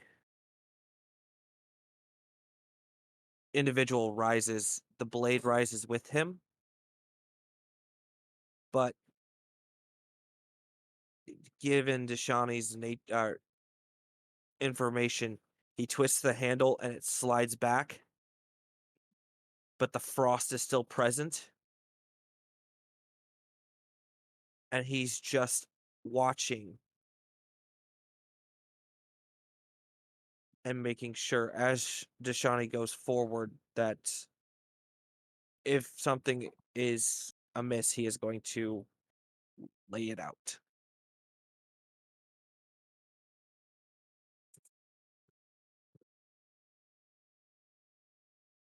Okay, Corey, you see.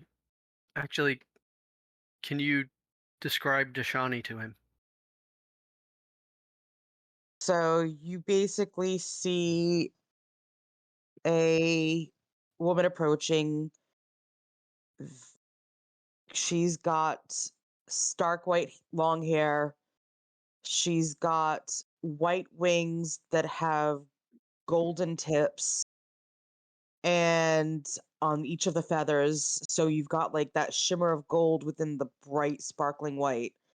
And then she's got golden eyes and a very serene expression. Like there's no aggression off of her at all. She's just slowly approaching, canvassing the area, trying to see what the situation is that's got him in fight or flight.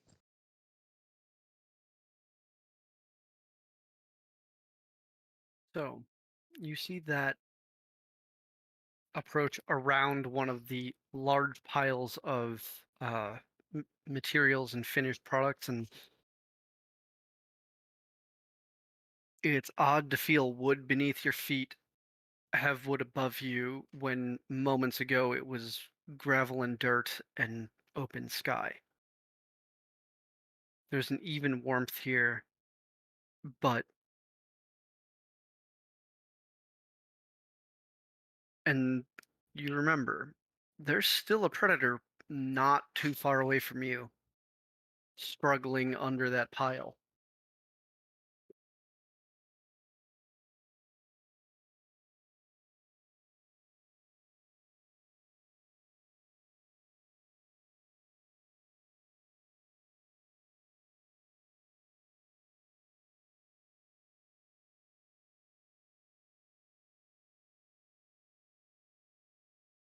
Gakari, what do you do?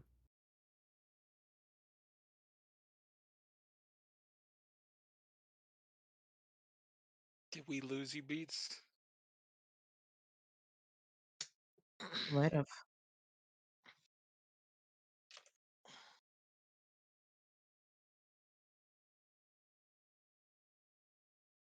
Hello. My name is Inigo Montoya. Oh. Yep. Yep, we lost him. Big.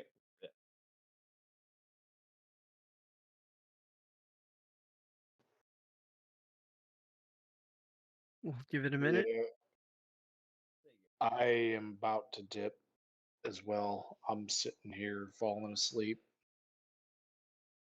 So If I could sleep, I would sleep.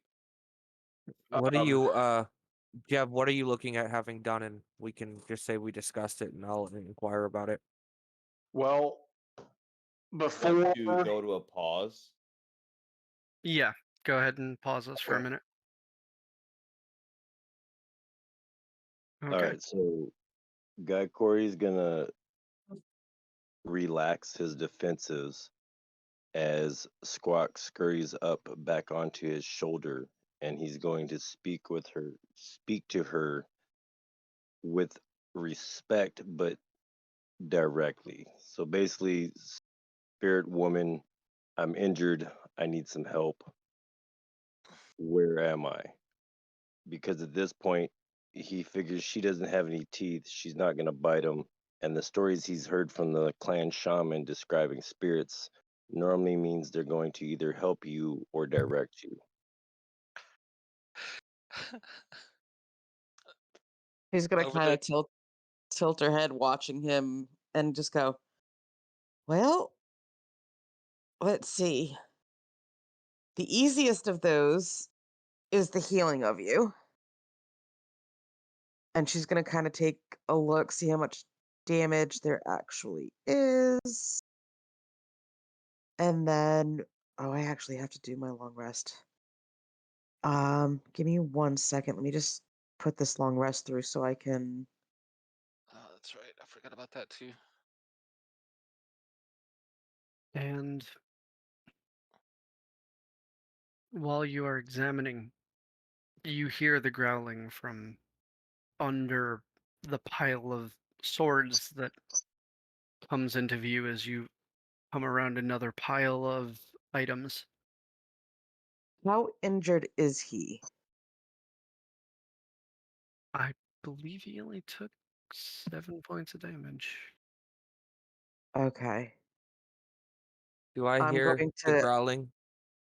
approach With your with. passive, yes. I'm going to approach hands up so that, like, non-aggressive, like I'm helping, and then I'll do a healing hands. And And at this range, both Swift Feet and Deshani easily hear the growling coming from underneath the pile of metal. I'm gonna move to that location. you get Putting 6 points of healing. putting myself between the two of them, seeing Deshani interact with this individual.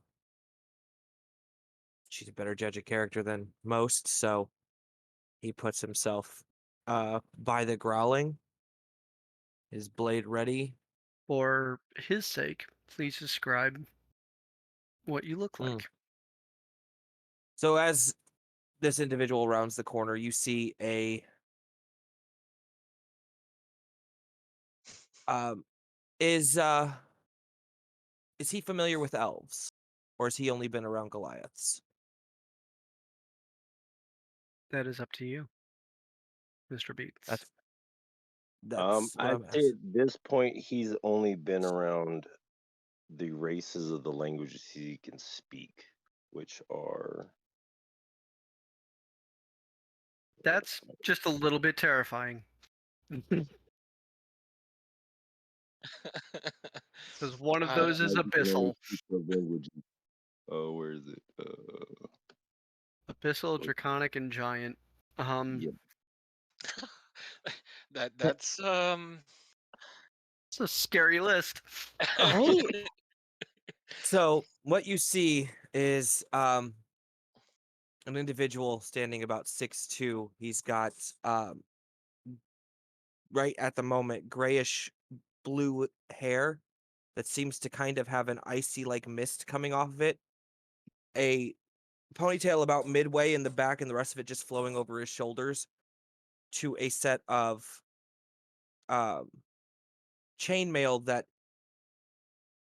doesn't look pristine but doesn't look ragged. It's seen some use. It's not it took acid breath to the face last time. yeah, it did. It's okay. He has long ears, pointed. His you don't quite get a look at his eyes because he's not looking at you or Dashani at the moment. He's looking solely on where that noise is coming from. But in his hand, is this long blade that seems to have just 2 points on the backside of it that are basically handles. He's got a really gaudy looking shoulder pauldron that really doesn't match what he's wearing. And a half on the other side, there is a bit of metal that comes up over the side of his neck and it flows down over the shoulder just a little bit to a crimson like cloak that flows off of his back. And he just moves slowly towards the growling sound, putting his back to you and Dashani, who has just approached you and healed you, and basically being a shield for whatever that growling sound is. Nice sword compensating for something.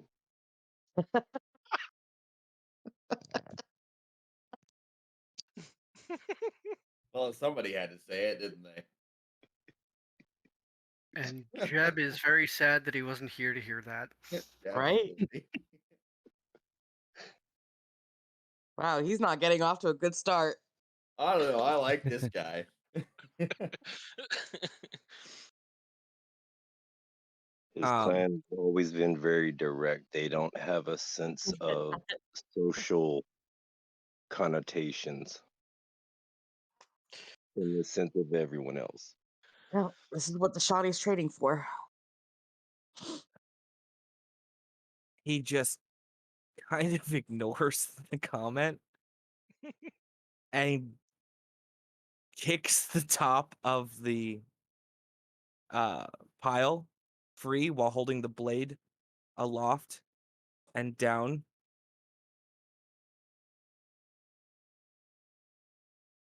You've seen your fair share of different versions of wolves. You've seen many animals that have been stuck in metal traps and under piles of things before. This is the first time you've seen something trapped under a pile and a rack of swords. And it is a wolf the size of a horse. And comforting. it looks very powerful and yet emaciated. And it is bleeding heavily out of the right side of its mouth and missing a lot of teeth as it's snarling through several swords in its face. I can see its face. Mm-hmm. I don't have time to deal with this. And he just shoves the blade forward. Attack In roll. your face. In your face. Literally. Froze for a minute. Did you hear what I said? Yep. Attack Okay. roll. Yep. I'm gonna make this a great weapon attack. Okay. So that is with the so that's a +6 to the 24. That crits. Okay, and because of I have to hang on 1 second here. I have where's my other D10 at? Right here. And then the D8 for the frost. So that's 15. There's 38, 5, 43. Mm. 15, 21. That is 61 points of damage. The blade of Wave's Edge slides between the swords, catches just between the upper and lower jaw, and plunges further deep, sliding at the bottom side of the spine as it goes down. You hear ribs snapping. Moments later, it stops moving. Is it effectively completely inside the carcass of this creature? The about 2/3 of Wave's Edge is going down the gullet and into the torso of this creature. Okay. Do it. Do it. Do what? What are you thinking I'm gonna do? I saw that thought process on your face. Just do it.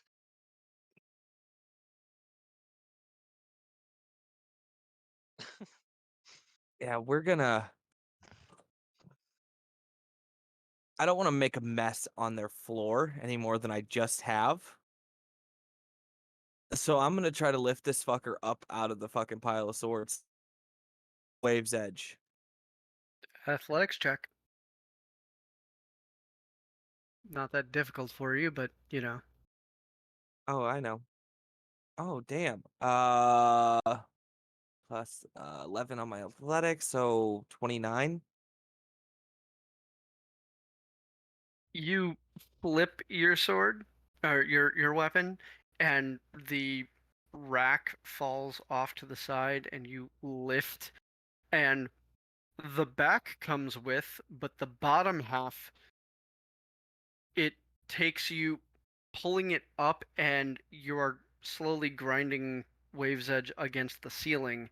The bottom half is dragging across the floor as you bisected it this way, and its legs are dragging while the top half is riding along. I'm gonna walk over to where I've opened up the cold storage. There's no room I'm going in to there. look at I know. Gonna look inside. I think I can make this work. I'm gonna step in. I'm gonna leave it outside. Step inside. Grab a couple things out, and make room, and then just put this fucking thing in there. Harvest later. So I've harvest later. I've pulled out enough of the black mithril, the proto-adamantine, the in any variation that we need to get room made for this, and it's stuff that we're gonna use to upgrade stuff with. So those are things that are gonna be used anyway. But Smith just sees that Drax is just shoveling shit out of the fucking cold storage to put this giant wolf carcass in. And yes, the thought did cross my mind at first to tame the motherfucker, but I didn't go that route.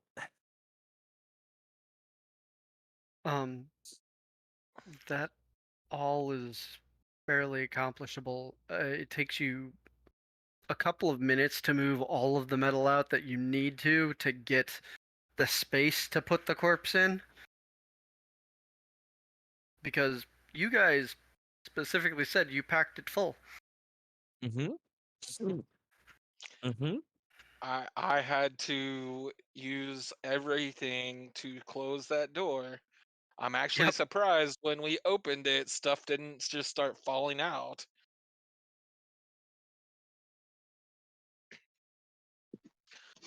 But Coyote's gonna look down at who was it that healed him? The Shawnee. Dashani, and thank her, and then snidely remark that the sword wasn't just for show.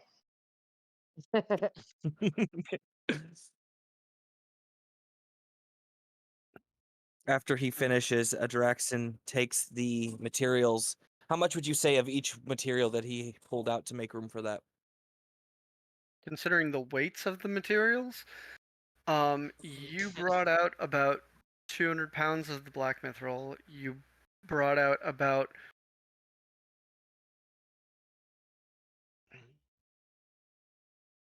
600 pounds of the proto-adamantine. Okay. And were you pulling out anything from the other stuff? Yes. I would have pulled out about 100 pounds of the quicksilver. That because we have 3 bodies and a chunk. I would have probably pulled out the on top of my little jar that I had. So I would have probably pulled out the chunks, one of the It's a chunks. pile. Yeah, Oh, well. three I- bodies and a pile of chunks.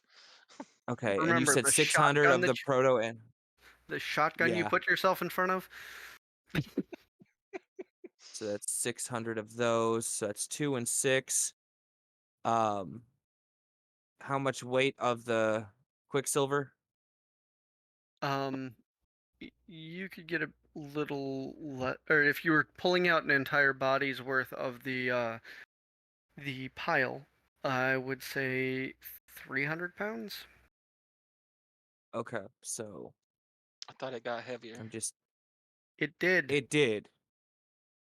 Oh, you're only grabbing 300 pounds. Okay, got you. yes, and then he's only grabbing the pile. and I'm gonna take out about 50 pounds of the iridite glass. Okay.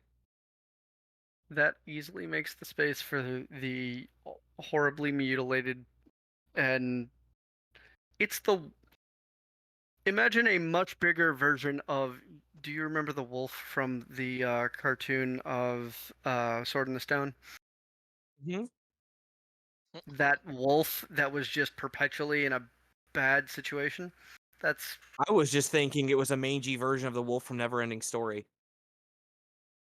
that, but imagine that, but instead of the glowing eyes, it had mist coming out of all of the holes of its head. Nice. So we've got 2, 6, 3, and 50 pounds. He kind of just takes the stuff as he pulls it after he pulls it out and gets the wolf situated in there. Closes the door. No, he doesn't. He doesn't close the door. He just takes the stuff as he's pulled it out and kind of moves it over and sets it over for display for the other or for Smith and Wesson. Dashani's basically going to watch him for a minute as he's doing this, and then just kind of shrug, and then turn to the newcomer and kind of bow her head slightly. I'm Dashani. This is Adraxin pulling out half of our storage. Not half. It's That's not definitely even a half. third. It's not even an eighth. No. Not even close. but he That's hearing his name, he thousands of looks pounds. I hearing literally his name, he looks back and kind of nods his head. Sure, I'm turning my mic up, not down. Turn it left.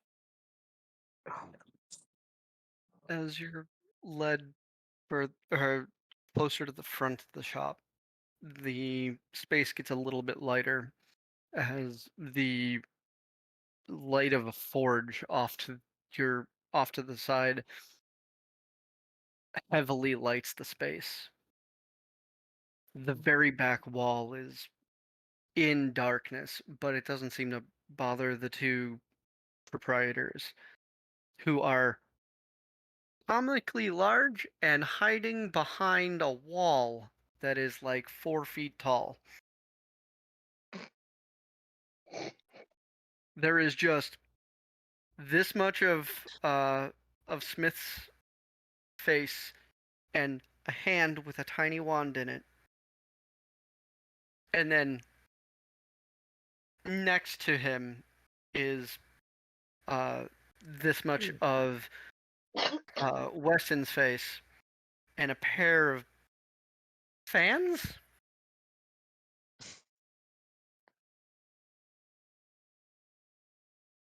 You let One on children run things here? They're not children. They take a look at the rest of you being nonchalant about it, and finally they put the weapons down and Weapons. rise to their full height. Both of them are closing on 9 feet themselves.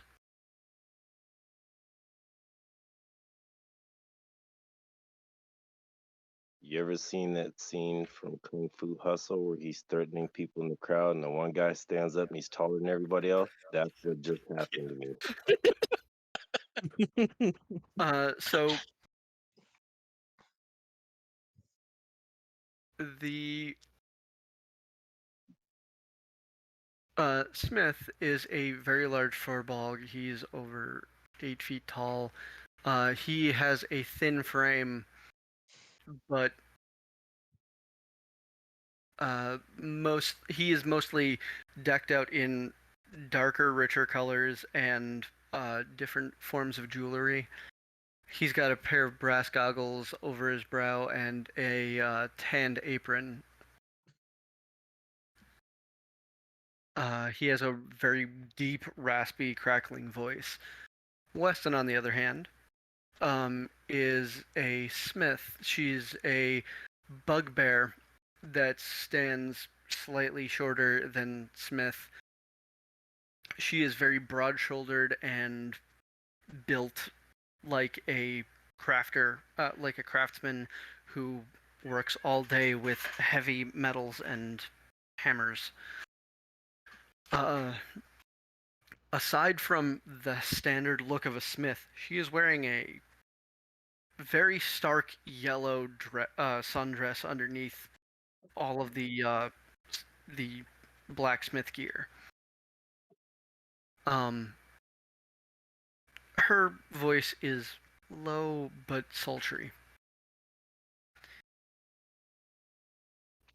because the mic doesn't actually pick up the voice that I do for Smith. I'm just going to speak pretty normally, but it's not often we have anybody come from the back of the shop. And Weston kind of leans around the half wall and takes a look up and down.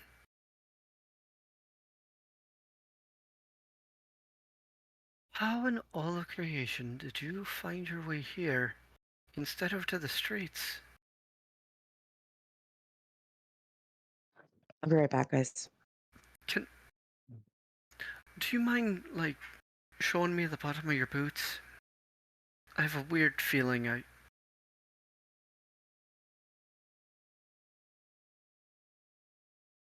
the bottom of my boots, you say? Hmm.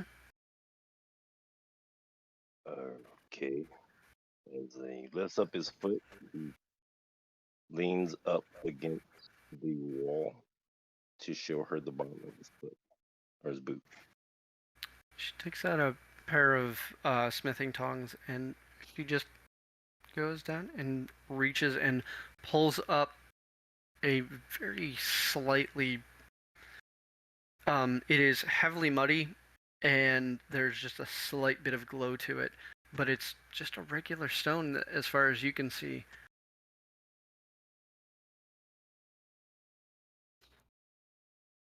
Smith, it's been a long time since we've had anybody go to the back. You think it's that wee pudgy dwarf that came in months ago? That left part of the road out there in here.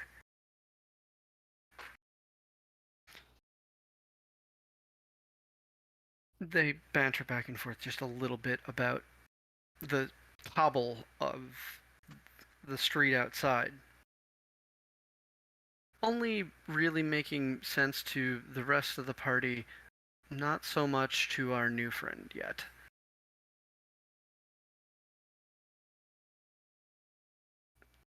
But she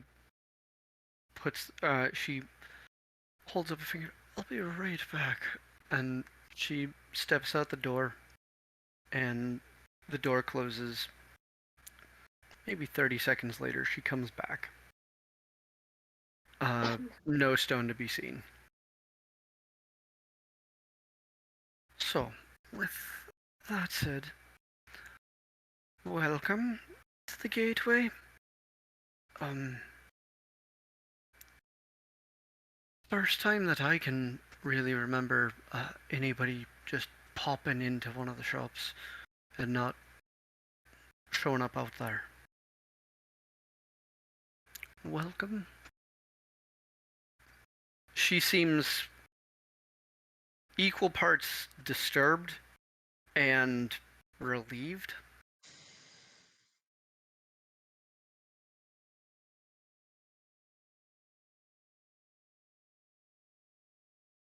Thank you. The gateway, you say?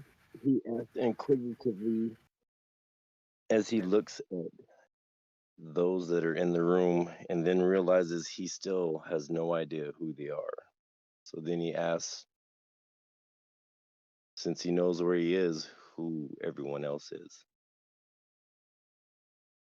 Hey, well, the two tallest here, that one is Weston, and my name is, my name is Weston, his name is Smith. This pack came in to do some shopping or credit setting. You're in the Blood, Sweat, and Tears that is just off of the gateway. Smith and I are the proprietors here.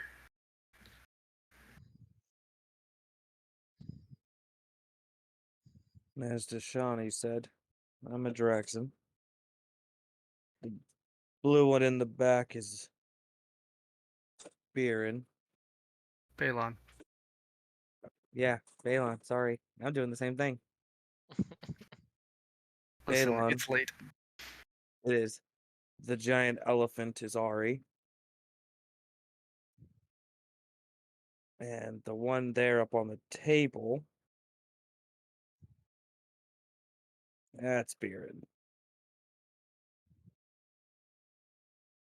Nice to meet you. I am Gaiku Ordi Swiftly Ogu Lakanu.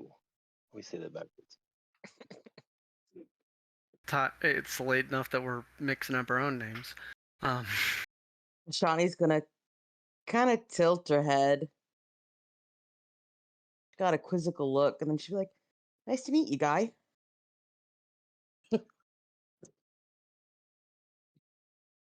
Nice to meet you as well. I'm sorry for the mess in your shop, but it was the guy with the long sword.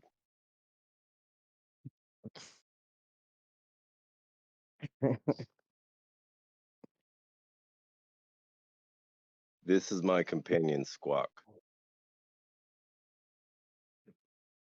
Hmm. Bet he'll get along swimmingly with Cap.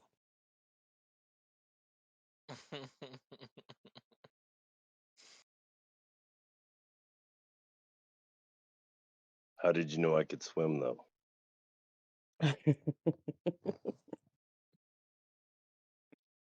Well,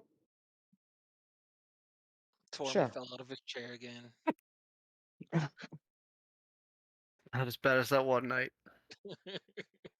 My reflexes are too fast. I would catch it. Nothing gets over my head. She looks Yeah, up. the I believe inspiration that. is-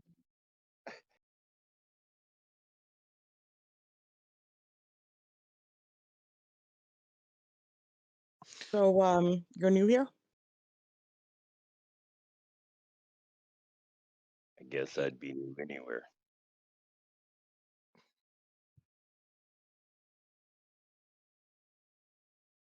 Well, Exactly are you here for? While the discussion is going on, Smith actually makes his way to the back to put things back the way he prefers them.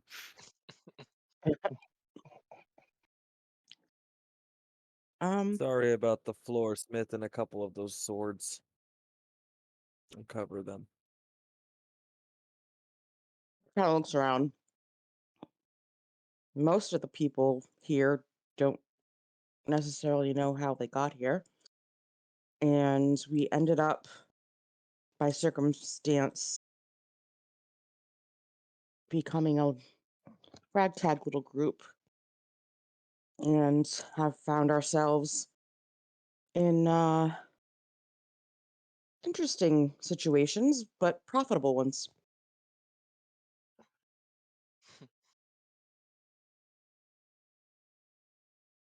She's got a point. They've been slowly gathering people as they appear recently. So, and they've been doing a hell of a lot in a short period of time. Still have to think of a name for ourselves. Be He nice says to as he's setting fucking Black Myth roll up on the desk. Did your parents not give you names? Points We at have our names. at the rate shelf. We went over it, Shani. that this lot gets excessive amounts of raw materials, I'd say you might as well just call your group the rich motherfuckers.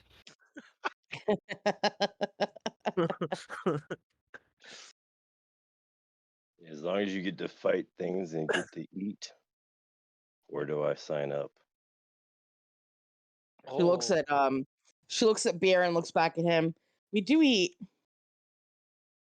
What a lot. as you hear Baron's stomach rumble from not having breakfast on the way.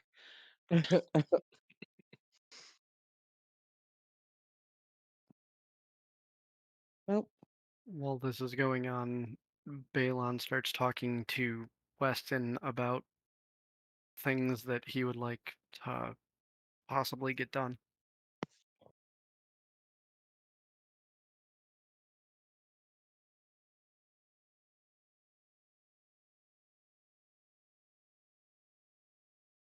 Shani's gonna Also, the say, stone and leather to sleep on. "What was that?" A place to rest my head, some stone, leather, something. You must sleep, right? We have a She hotel. she smiles.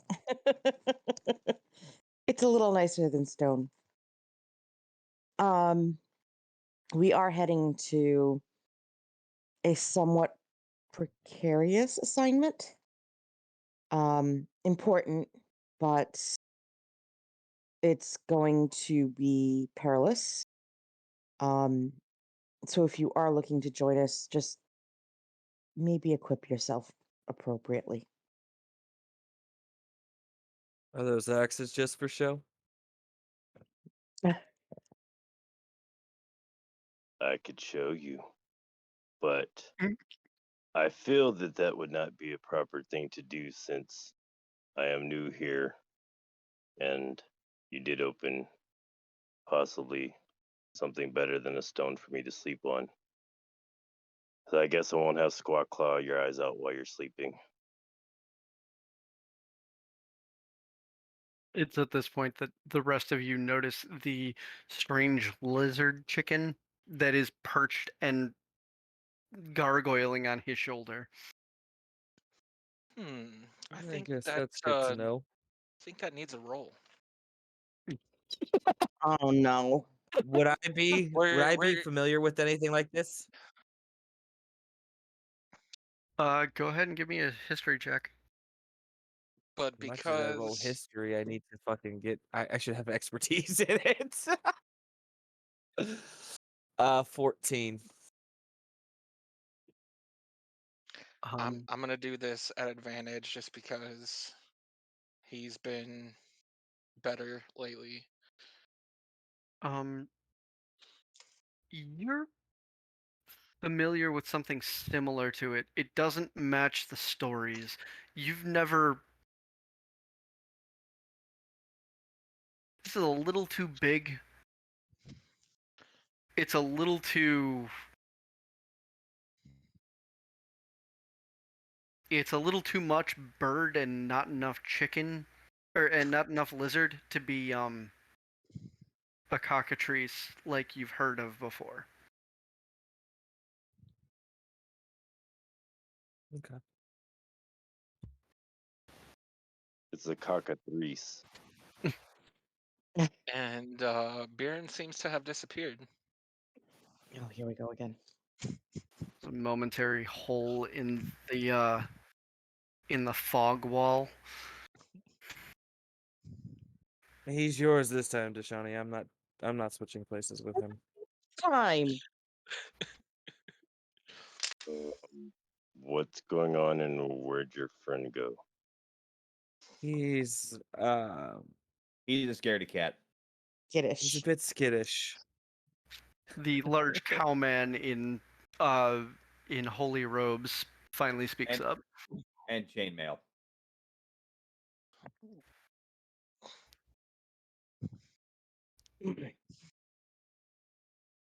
He's scared of cat. And you willingly take him into battle. When he's not Yeah. running away, he's fairly useful.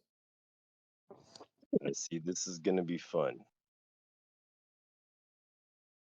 At least you can remember who you are. Some of us can't.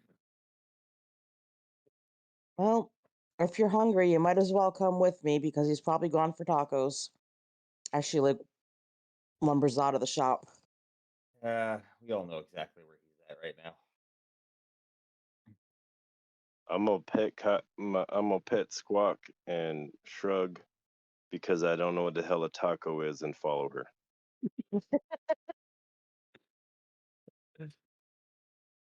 I'm just gonna stay at the shop.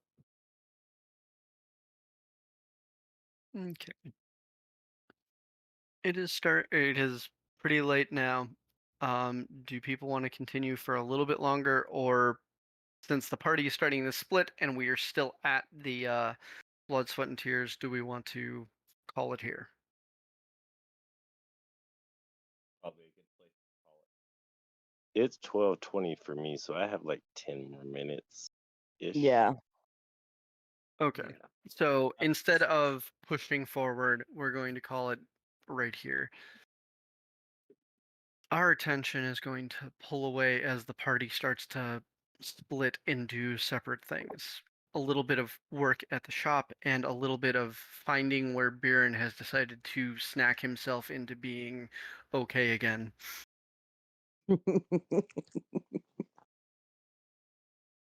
Our attention is going to swirl out that door, back up out of the street, into past the clouds, into that tapestry of sky, and pull back into the darkness. We're going to leave that fantasy behind. We're going to come back into reality, and this is where we're going to stay. I'm sorry, everyone. The harsh reality that we have to come back to. But Boo. with that, I'd like to thank everybody who joined us tonight and is watching at home. I'd like to thank all of my players for participating, and I hope everybody enjoyed the story. We continue to tell the story pretty much every Wednesday.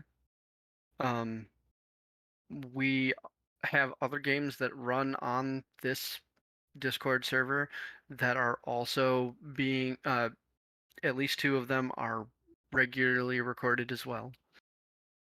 Anybody who wants to join us, feel free. We've got links that come to our Discord. They allow you to check out what we're doing. All you have to do is ask. We are very happy to have people join. As you can tell with Mr. Beat's first session with us. We like telling stories together. We have several campaigns that run, and we have some live RP if that's your thing. If not, just these games, several of us just do that. With that, everybody, please have a good night. Rest up. See you next week. Let's have a good story. Night. Bye. Bye. Bye.